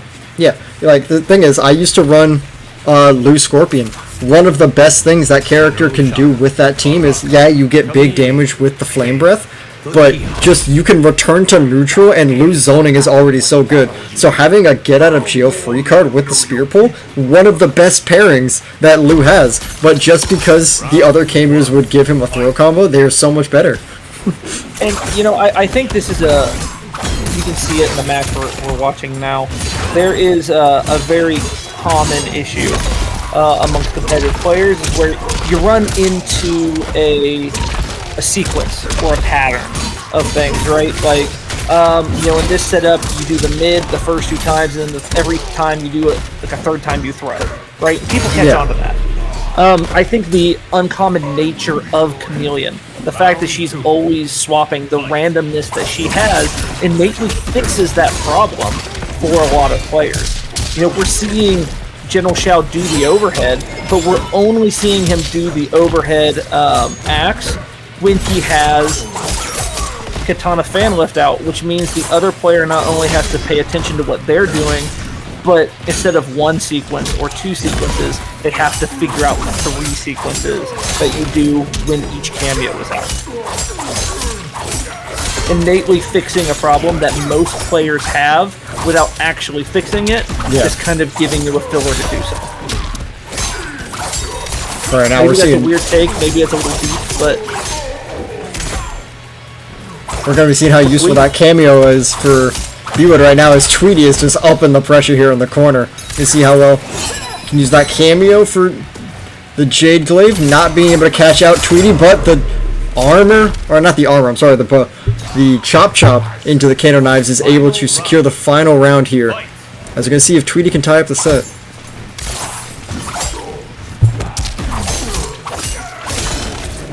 Beautiful opening here, and now Bwood on the back foot, trapped in the corner once again. Probably the scariest place to be against Baraka. Armors his way out, and able to get the side swap as well. getting the plus frames, continues with the forward kick, which I believe is +2. Oh, beautiful duck on the throw this time. And, you know, Bwood, you were saying earlier, had a lot of problems with dealing with throws. Seems to be getting a lot more confident here with dealing with it against Tweedy. You know, and I think maybe he's listening to the commentary, right? Maybe it's on the flip side of things too, because you know we're seeing him. You know, he hadn't thrown a lot in the first two matches. We're seeing a lot more throws this last. Oh, wait, hold on. This is the game right here. Goes straight into Fatal. Yeah, that's gonna tie it up. Tweedy with the Fatal blow. 2-2 here. As he's gonna be taken. You know, he was down 2. We talked about how Tweedy was down 2-0 up until this point. Yeah, and something I think we're seeing in the last two rounds, it's something that I think was kind of the opposite, right? Bwood was doing great when he was able to kind of put him into a corner and focus it. We talked about Shuletah holding him out there in the middle. This has kind of changed sides a little bit. We're seeing, you know, when they were in the neutral spacing, those first two matches, Tweedy really struggled. Tweedy forcing him into the corner more and more these last couple matches. Where he's actually been able to kind of enforce the mix or the stagger pressure and you know, really kind of capitalize. It's a cool dynamic to see a change like this. Let's see if Bwood has had 2 matches of it. Can he kind of adjust in time to save himself? Yeah, we're about to find out. We're going to be seeing the cameo swap here from Bwood to, I believe, the Kung Lao. Yeah, we're going to be seeing the Kung Lao, so having that consistent low projectile to try to keep a lot of Tweedy's approach in check while still maintaining relatively the same amount of offense here. You know, that same offense of being able to counter the Baraka Zerker with the armored knee, but Tweedy, he doesn't care. You know, he's like, armor me all you want, I'm still going to find the opening, I'm still going to get the hit, I'm still going to force you into the corner.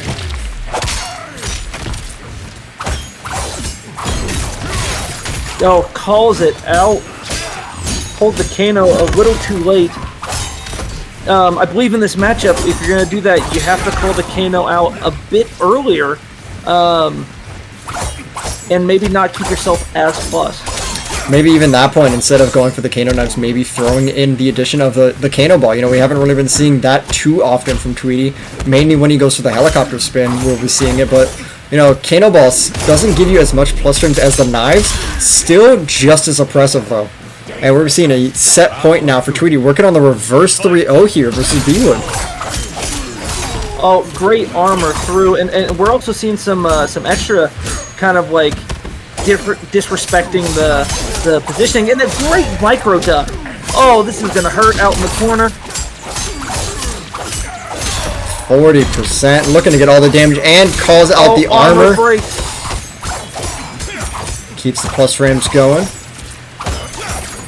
I love this chip damage sequence, and gets the beautiful air to air.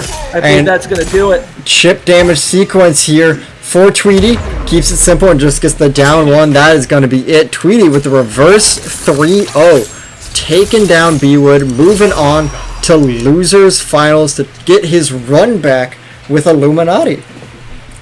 Wow, that was an awesome match. I love how they're in that last set. You see Tweedy, if you go back and watch, Tweedy down pokes into down poke a few times during that match, right? Kind of I call it adding a casual element to your competitive play, right? Those things that you don't expect, down poke on block into another down poke, avoiding them, not allowing them to back up or kind of go for that punish. And, really smart to kind of do that at a later point in the set, right? After you've kind of conditioned them to certain things. So, Bwood, I know it ended here, but that was a great run, and both Silver and I both agree. I think that's the best we've ever seen you play. Oh, yeah, 100%. He was absolutely gaming out of his mind today, and every time we lost, it was a game 5 against extremely strong opponents. Tweedy, Gambler. When you think of some of the best players in the scene, those are some of the names that immediately pop up. So losing to them, it is quite the achievement, and taking them to the final game, final round scenarios is quite the accomplishment.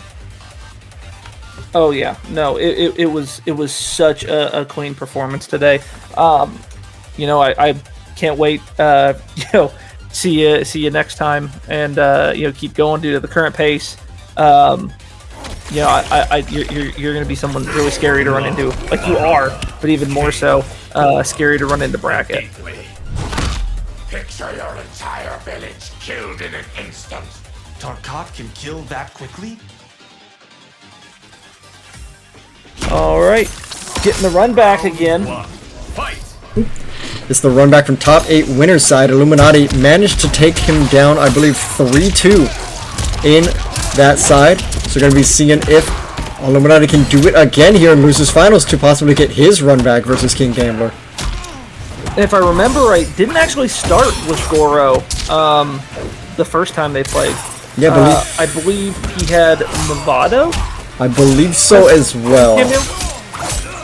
Because we saw him running Movado against, not Dexy, let me look back at it. Against Compa, he was running the Movado, but Tweedy quickly shot down that idea. So now just this time, learning from his mistakes, going straight with the Goro. And it seems like that has been doing the trick. It's doing wonders for him so far as he takes the first round.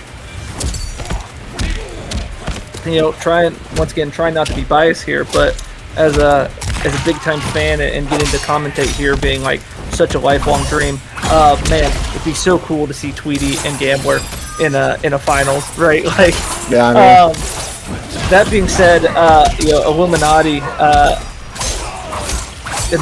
this Kung Lao play has such a cool level of like, I don't even know what the word for it would be. I feel like I say disrespect too much, but it has a cool level of just, I'm gonna do what I want. You have to deal with it. Yeah, I mean, right? Like no matter what you do, I'm still fine.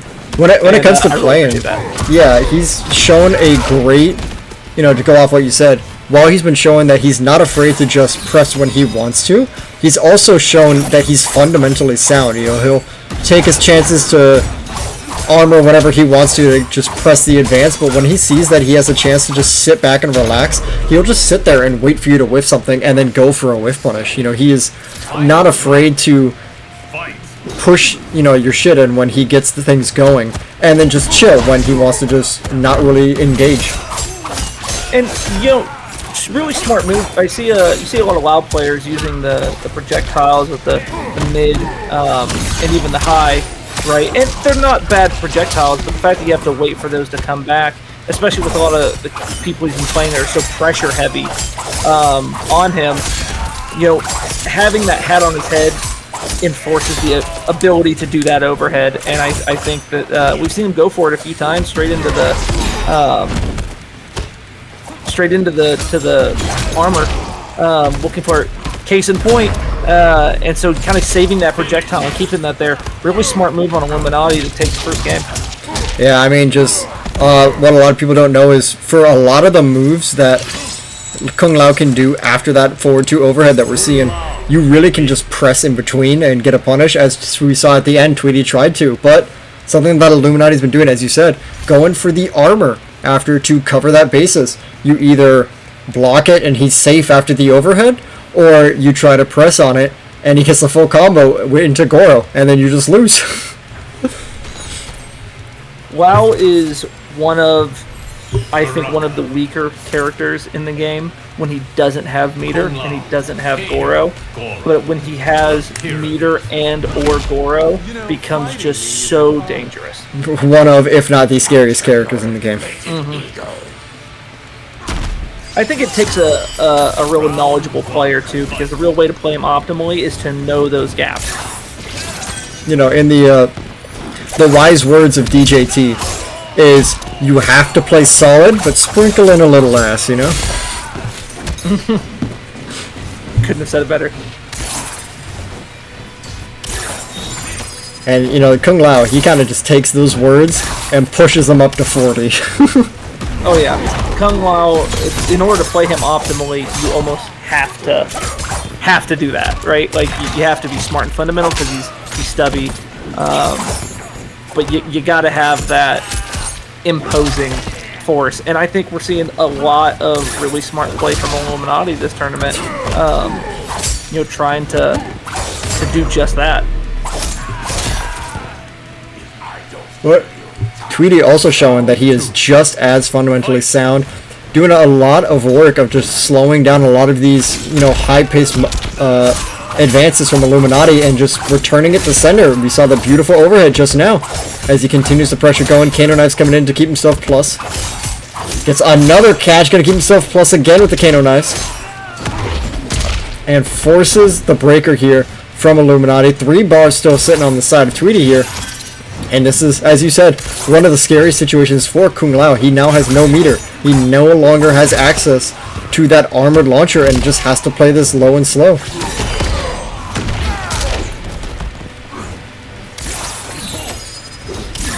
You know, no meter, you still get the back 3-3 with the launcher, the back 3-4 for the overhead, but there is an armor gap there. And Tweedy, you know, showing like, hey, yeah, this is clearly a match of who dictates the pace, right? And I think it's part of the characters, part of it's the players, right? There, when you have two players that are so fundamentally sound, like this, that, you know, they're not catching the other making big mistakes, catching them doing any kind of drops. They're not catching them with neutral ducks, things like that. Both of them are just kind of respecting the other, because both of these guys know that if they step out of line, the other one's gonna catch them for it. Oh yeah, you mess up one time, you will get checked, and you will get checked hard. Oh yeah. I do think that and we've kind of seen a dynamic of this, right? I think we're going to see it change the other way as the match goes on. I think we're going to see them get a little more disrespectful in the next two matches, and I think towards the end we'll see something kind of like Tweedy, where he would down poke into down poke, and kind of get away with that, because they've kind of conditioned the other. We're seeing a lot of that conditioning now. You know, Illuminati's been wanting to press back before, but Tweedy has just already been implementing this down one into, you know, Baraka's Circle. And it's just very hard to press back against it, so now Tweedy can apply that down one mind game, or even, you know, go for a down one grab if he so chooses to. Who doesn't have Goro to capitalize, or that could have been the round. Who gets the sweep this time around. Last hit scenario, and just mashing out the poke. Illuminati's able to take the round there. And it's been super back and forth the whole time. Beautiful whiff there, but Illuminati not able to capitalize off of it. And Tweedy taking full advantage of Illuminati trying to press, gets the full conversion, 35% into the corner. And it's not where you want to be against Baraka. Well, that was sweep so strong. At, not only good range compared to quite a few of his buttons, but also +3 on block. And he is not a character you want to be, you know, against plus frames on. And now another conversion here from Tweedy, giving access to that fatal blow here. Ooh, manages to get the poke underneath. And anti-airs, oh my god, Tweedy has just gotten lucky break after lucky break here versus Illuminati. But Illuminati's still trying to keep that pressure going. Chip out sequence happening. Right, gets the flawless block in time. Not able to continue the block though, and Tweedy's gonna find it with the back one. Final round once again of game 3. Smart move with you know, I think we're seeing Tweedy after his back 3 rather than go just for the high, or even doing the Baraka barrage We actually saw him go into the back three, followed by the mid, which is unsafe, but has no gap in it, trying to catch him out, and just using Kano to kind of cover any gaps for him. Really smart way to use a string that doesn't get a lot of attention. Yeah, now we're going to be seeing how well can he find the attention of Illuminati's block strings here, as, you know, just every time Illuminati's gotten in his face, Tweedy's kind of struggled to get that get off me tool. It's only when he's gone for the hard reads he's really been able to slow down Illuminati.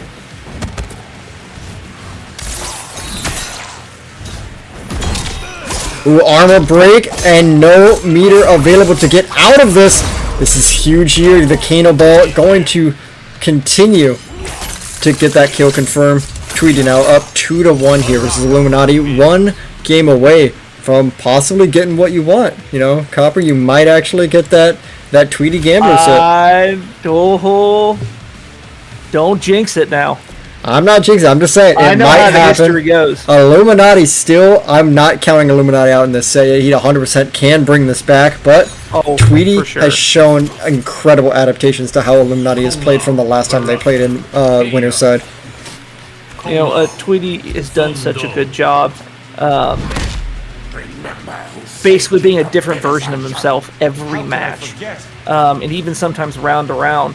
We are going to see the Lao Lao, which is a really underrated pairing. You know, a personal friend and training partner of mine, B&G, big Lao Lao main, actually a really, really strong zoner.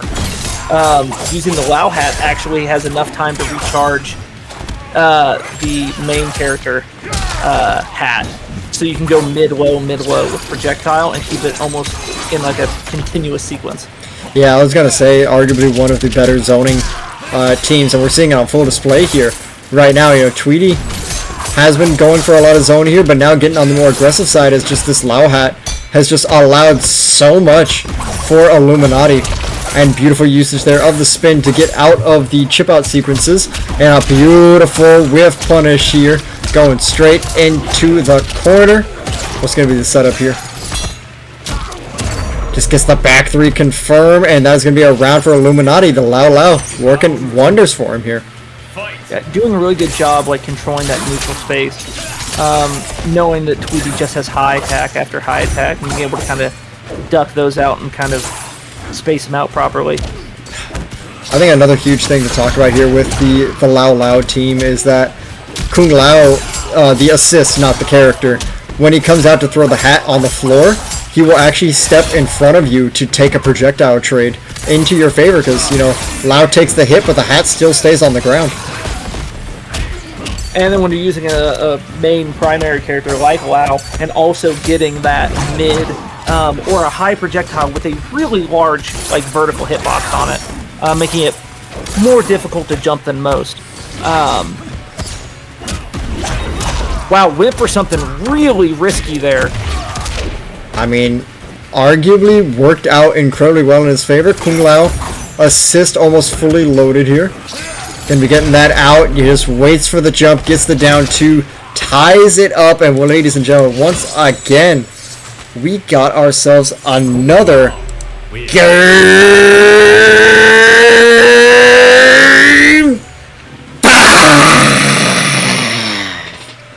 All right, I have. Is this like normal? Yo, is this like normal? It's very normal. This is very normal. Like, is it always game 5? Because, like, my God. Surprisingly, like game 5s and like, oh, you know, one dominated, one. They've all been really, really close with a ton of like great, like, I don't know if subtext is the right word for it all, because there's just so much that happens in all of these matches. I'll be honest with you, this is the most game 5s we've had in a few weeks, so. Also, shout out to, we've been sitting at like 95 to 105 viewers the entire time. Yeah, no, like ever since we hit like quarterfinals. The support's been incredible. And on a Monday. Mm-hmm. On a Monday too. Like if this was like Sunday, you know, sure, people are just coming home from work. It's 11 o'clock, almost Central Standard, and you guys are here hanging out with us. That's awesome. Yeah, Thank you. shout outs to the viewers, shout outs to the players, shout outs to Compa here on comms with me, shout outs to Zanzoon who was on here earlier, shout outs to everyone. We wouldn't be able to do it without all the support that you guys give us. So, we appreciate Zanzoon, everyone being here. Awful to commentate with, because he's so likable. Damn. He's so cool. Like, he was just fun. He was just so fun to commentate with. That was the most wholesome yet backhanded compliment I think I've ever heard in my life. No. If Zanzoon, you go back and watch this, fuck you. You're too good at this, alright? Fuck you for making me like you too much. You're too fun, damn it. But right now, Tweedy's sitting on set point here with the Baraka Kano. Couldn't make his way into Grand Finals loser's side, but Illuminati showing he's still got some stuff left in the tank here, as he is keeping these life bars pretty much even every single step of the way. Also want to talk about how underrated this Kung Lao skin is. I very much like the design of the skin. Yes, I prefer the one that's like all grayed out with the clouds. Yeah. Like all lightning, it's just the eyes. But the robes and the animation to make him move the way they do, even with like the flip kicks and everything, it's so good. It's yeah, so but no one really talks about the physics, the cloth physics that they put in this game. Oh wait, hold on, is this gonna punish? It will punish! Dude, that is one of the hardest cameos to call out and punish, and Tweedy got it on the first try. Like, punishing Kung Lao hat summon is one of the hardest things to do, and Tweedy did it without a... Oh my god, the wake up down 2! The wake up down 2! Made me shut my mouth instantly. The MK1, the MK11 tech showing up in MK1. Hey, you know what? You know what they say, if it ain't broke, don't fix it. Illuminati showed a full effect that this shit ain't broke.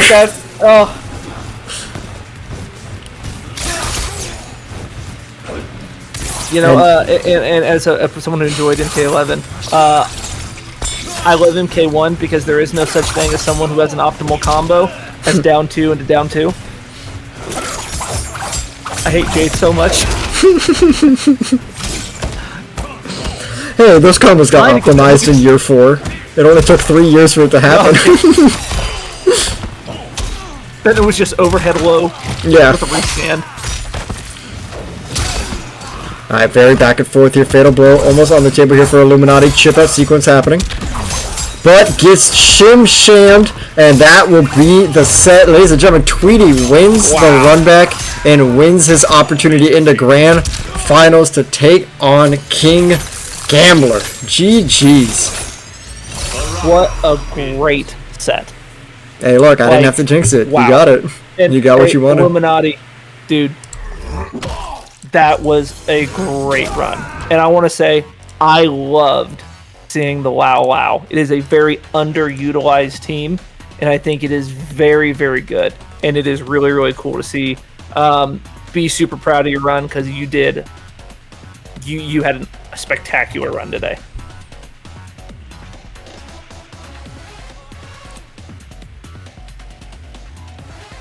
Alright, we're going to be getting our Grand Finals underway here. We're going to be having King Gambler taking on Tweedy. Man, Tweedy, the way he's been playing, man, a reset is not anywhere out of the question. Plus Tweedy's played back to back to back. He's warmed up. He's hot. He's ready to go. Yeah, we got Gambler in here already. He was already itching, waiting to go. So we're going to go ahead and swap you guys over for our grand finale. I got to go ahead and take some time to swap the names out here. At least swap this to... Just looking in chat, I see one that says, "Is this a podcast or are they commentating the match?" Yeah. Hey, you know, it's a little bit of both. That's funny.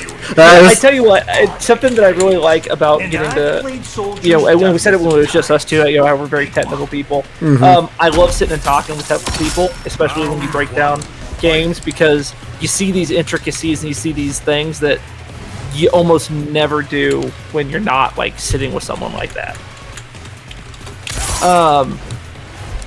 A little bit of a lag spike, but they're getting the match going.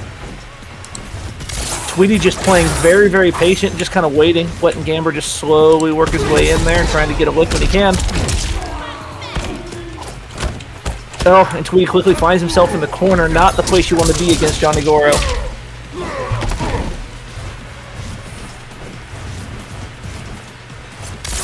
So yeah, so still, Anticipation. as you said, still using the Johnny Goro, Baraka Kano. So this is really just a matter of consistent block strings into ambush Kano to keep you safe. For the most part, is generally what these two team comps are gonna accomplish. Yeah, but you're definitely gonna see, where I think the big difference is Johnny is gonna look for it for like big damage cash outs, right? Where I think you're gonna see almost all of it with Kano just to like kind of capitalize on chip. I think that might give a little bit of a favor like into Tweedy, where he's gonna get more consistent like utilization out of it. Especially with that quick recharge time that Kano has. I mean, are you sure about that? Because hey, King Gamma showed very quickly. I'm gonna get a spoon. Eat my whip real quick. I was like, yeah, that consistent damage is good, but those big cash outs, when it matters, those are very important as well. The only downside is Goro needs to go like take a lunch break after every usage. Hey, I mean, while you're going to get that spoon, you might find Goro by the fridge as well.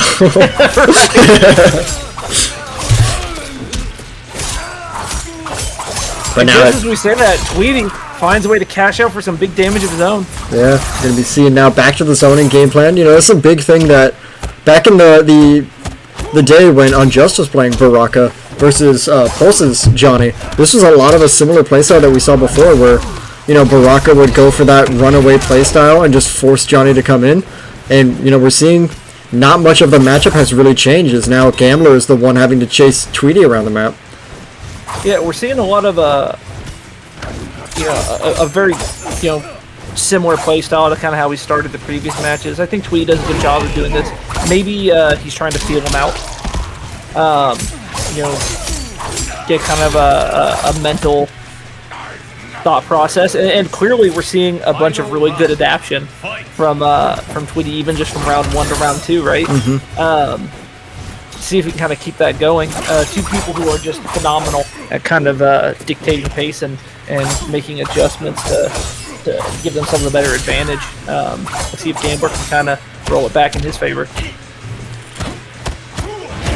And we've seen, the Goro whiff there, no opportunity taken there from Tweedy, but, rather just be safe, get the pressure on, but Gambler now noticing the slight mistake and is just taking full advantage of it here. Have we seen Tekken Master move to Baraka Kano? I'm unsure. I remember that he was on the Baraka Striker piece. I haven't heard much. I know he got 7th at EVO Japan in Tekken, but I don't really think he's been messing around with MK much since then. Yeah, I occasionally see Faisal on Arena. Rips Arena, but haven't seen Tekken Master, and we're seeing some of these kind of play styles, and him winning the first major event with it. I'd be intrigued. If I remember it, Tekken Master has an invite to Final Combat. Ooh, almost a punish there on the parry, but Gambler just staying so solid, forces the breaker here. 8 seconds left on the clock. Tweedy needs to make something happen here. 5 seconds left. Chip out territory. Gambler still with the life lead. Gets the shadow kick and that all but guarantees the game there for Gambler. 1-0 up in grand finals. Man, in hindsight, I think a Baraka barrage there, followed by the Kano, would have forced enough chip off, as the life totals were at 114 to 103. I think he was trying for it, but the low poke just barely whiffed. Gambler saw that whiff and it's just, I'm getting the heck out of there, and just took it to its full advantage. I'll be right back. I'm gonna grab a water real quick. Nope, no worries. The pyramid. One of these days, Katana will totally fall for me. I don't have any predictions up, but anyone still watching in chat, put in there who do you think's taking this? Who's your favorite to win this?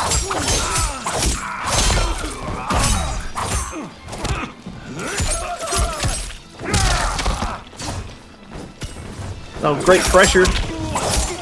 Oh, and a great use of the kick to convert with the down one to the grab. We're looking at chip damage. Oh, excellent use of spacing. Gambler just saying, hey, get me out of this corner. Right? I'll take the loss of the round. Just get me out of the corner. Smart move. Let's see if he can kind of reverse the pressure now that he's got a Baraka pinned back against the wall. Alright, so now Tweedy fighting for his way out of the corner. Here gets the forward throw with the Kano, but, you know, still back to the wall. As now it's Gambler's turn to press the advance with a beautiful call out. Oh, unfortunate drop, and it puts him in the corner too. Oh, this is the worst case scenario for Gambler. Yeah, it was a great, like, really smart play. End of the first round. Massive life difference. Used all of his life he could to just, like, get out of the corner. Bummer to see a mistake like that happen, but still not out of it yet. We are one touch.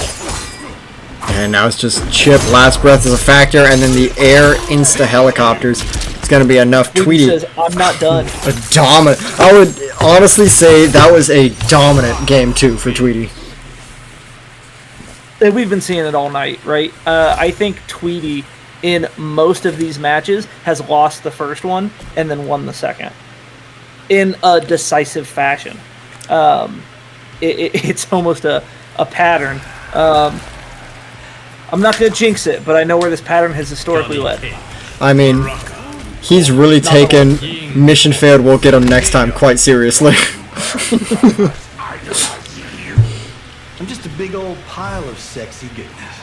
Sexy goodness? Yo, I'm going to start using that now. Round one. I'm just a big old pile of sexy goodness. That's how I'm describing myself. You know, I like that MK does, like, you know, celebrity voice actors for some of them. But so far, we're 2 games in a row where the celebrity did a pretty poor job. We're 0 for 2. Voice actors that are just, like Johnny Cage, the voice actor for him, voice actor for Baraka, like, every, like, MK character, even the guest characters, are so good, except for, like, the celebrity. Yeah. You know, we have Ronda Rousey, and now, Ronda Rousey, that's Megan good. Fox. Which, I'm just saying, I think if you want to buff Natara, make it to where the character takes damage every time she has a voice line.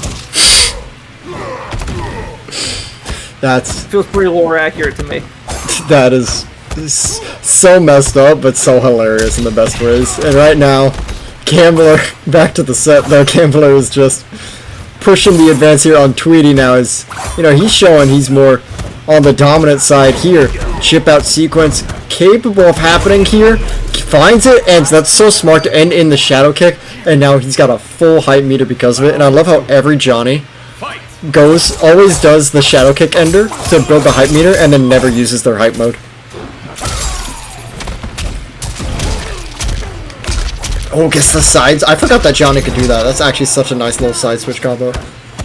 Clearly, my tech talk working, as I've already got a message asking me about the OS. I won't say who, but whoever it was that messaged me, yeah, I'll gladly show it to you. We'll keep that one for the off stream. We don't want to give too many tips right now. Off stream. I don't want to give too much out, you know. But Gambler right now, the only thing he's giving out is ass beatings. He is 1 game away from taking the tournament. You know, we had kind of like a round 1, round 2, round 3 kind of flop, and now we've got this like massive flop over to Tweedy, and now we've got it the other way against Gambler. So, you know, all signs are pointing to another dominating round, right? I mean, if we're going by, you know, pattern recognition, it's entirely possible, but it could also mean that Gambler's got Tweedy figured out here, and we'll have to find out as we're entering Game 4. You know, Gambler's still the only one I see running the Johnny Goro, like, consistently. No idea why it isn't a more utilized duo from other players, especially because, yes, he gets the hype meter. I have not once in the tournament seen him use the hype meter. It's rare to see a Johnny who doesn't feel like they need that moment for it, and I think Goro offers that, and we're seeing great utilization of it from Gambler. Tweedy get that big damage kind of putting the round a bit more middle. Takes the turn back. Oh, great conversion off the down poke. I mean, I guess to go off to why I think not more Johnnies are utilized. Wow, that was an amazing read on the throw there. Forces the break of a Tweedy. But the reason a lot of people aren't running Johnny Goro like Gambler is just Goro in and of himself, super long cooldown. Not a lot of times to utilize him, but then Johnny Chameleon synergy is just so good that there's really no reason not to run that team. I think the 900 health scares people. I think that as well. Just losing that 50 health is also a big scare for Johnny players, but the utilization that you get from Johnny Chameleon is just too good not to run, I think. Yeah, I love Johnny Janet. I think it's a great duo, but having that like screen presence that you get from Chameleon. What a whiff punish from Gambler on tournament point here. What a whiff. You were talking about that back 3 OS before, but the real OS is just make the move whiff, as Gambler is going to be your final member in the Shirai Ryu Sunday finale with a very one-sided last game there. 3-1 taken down Tweedy.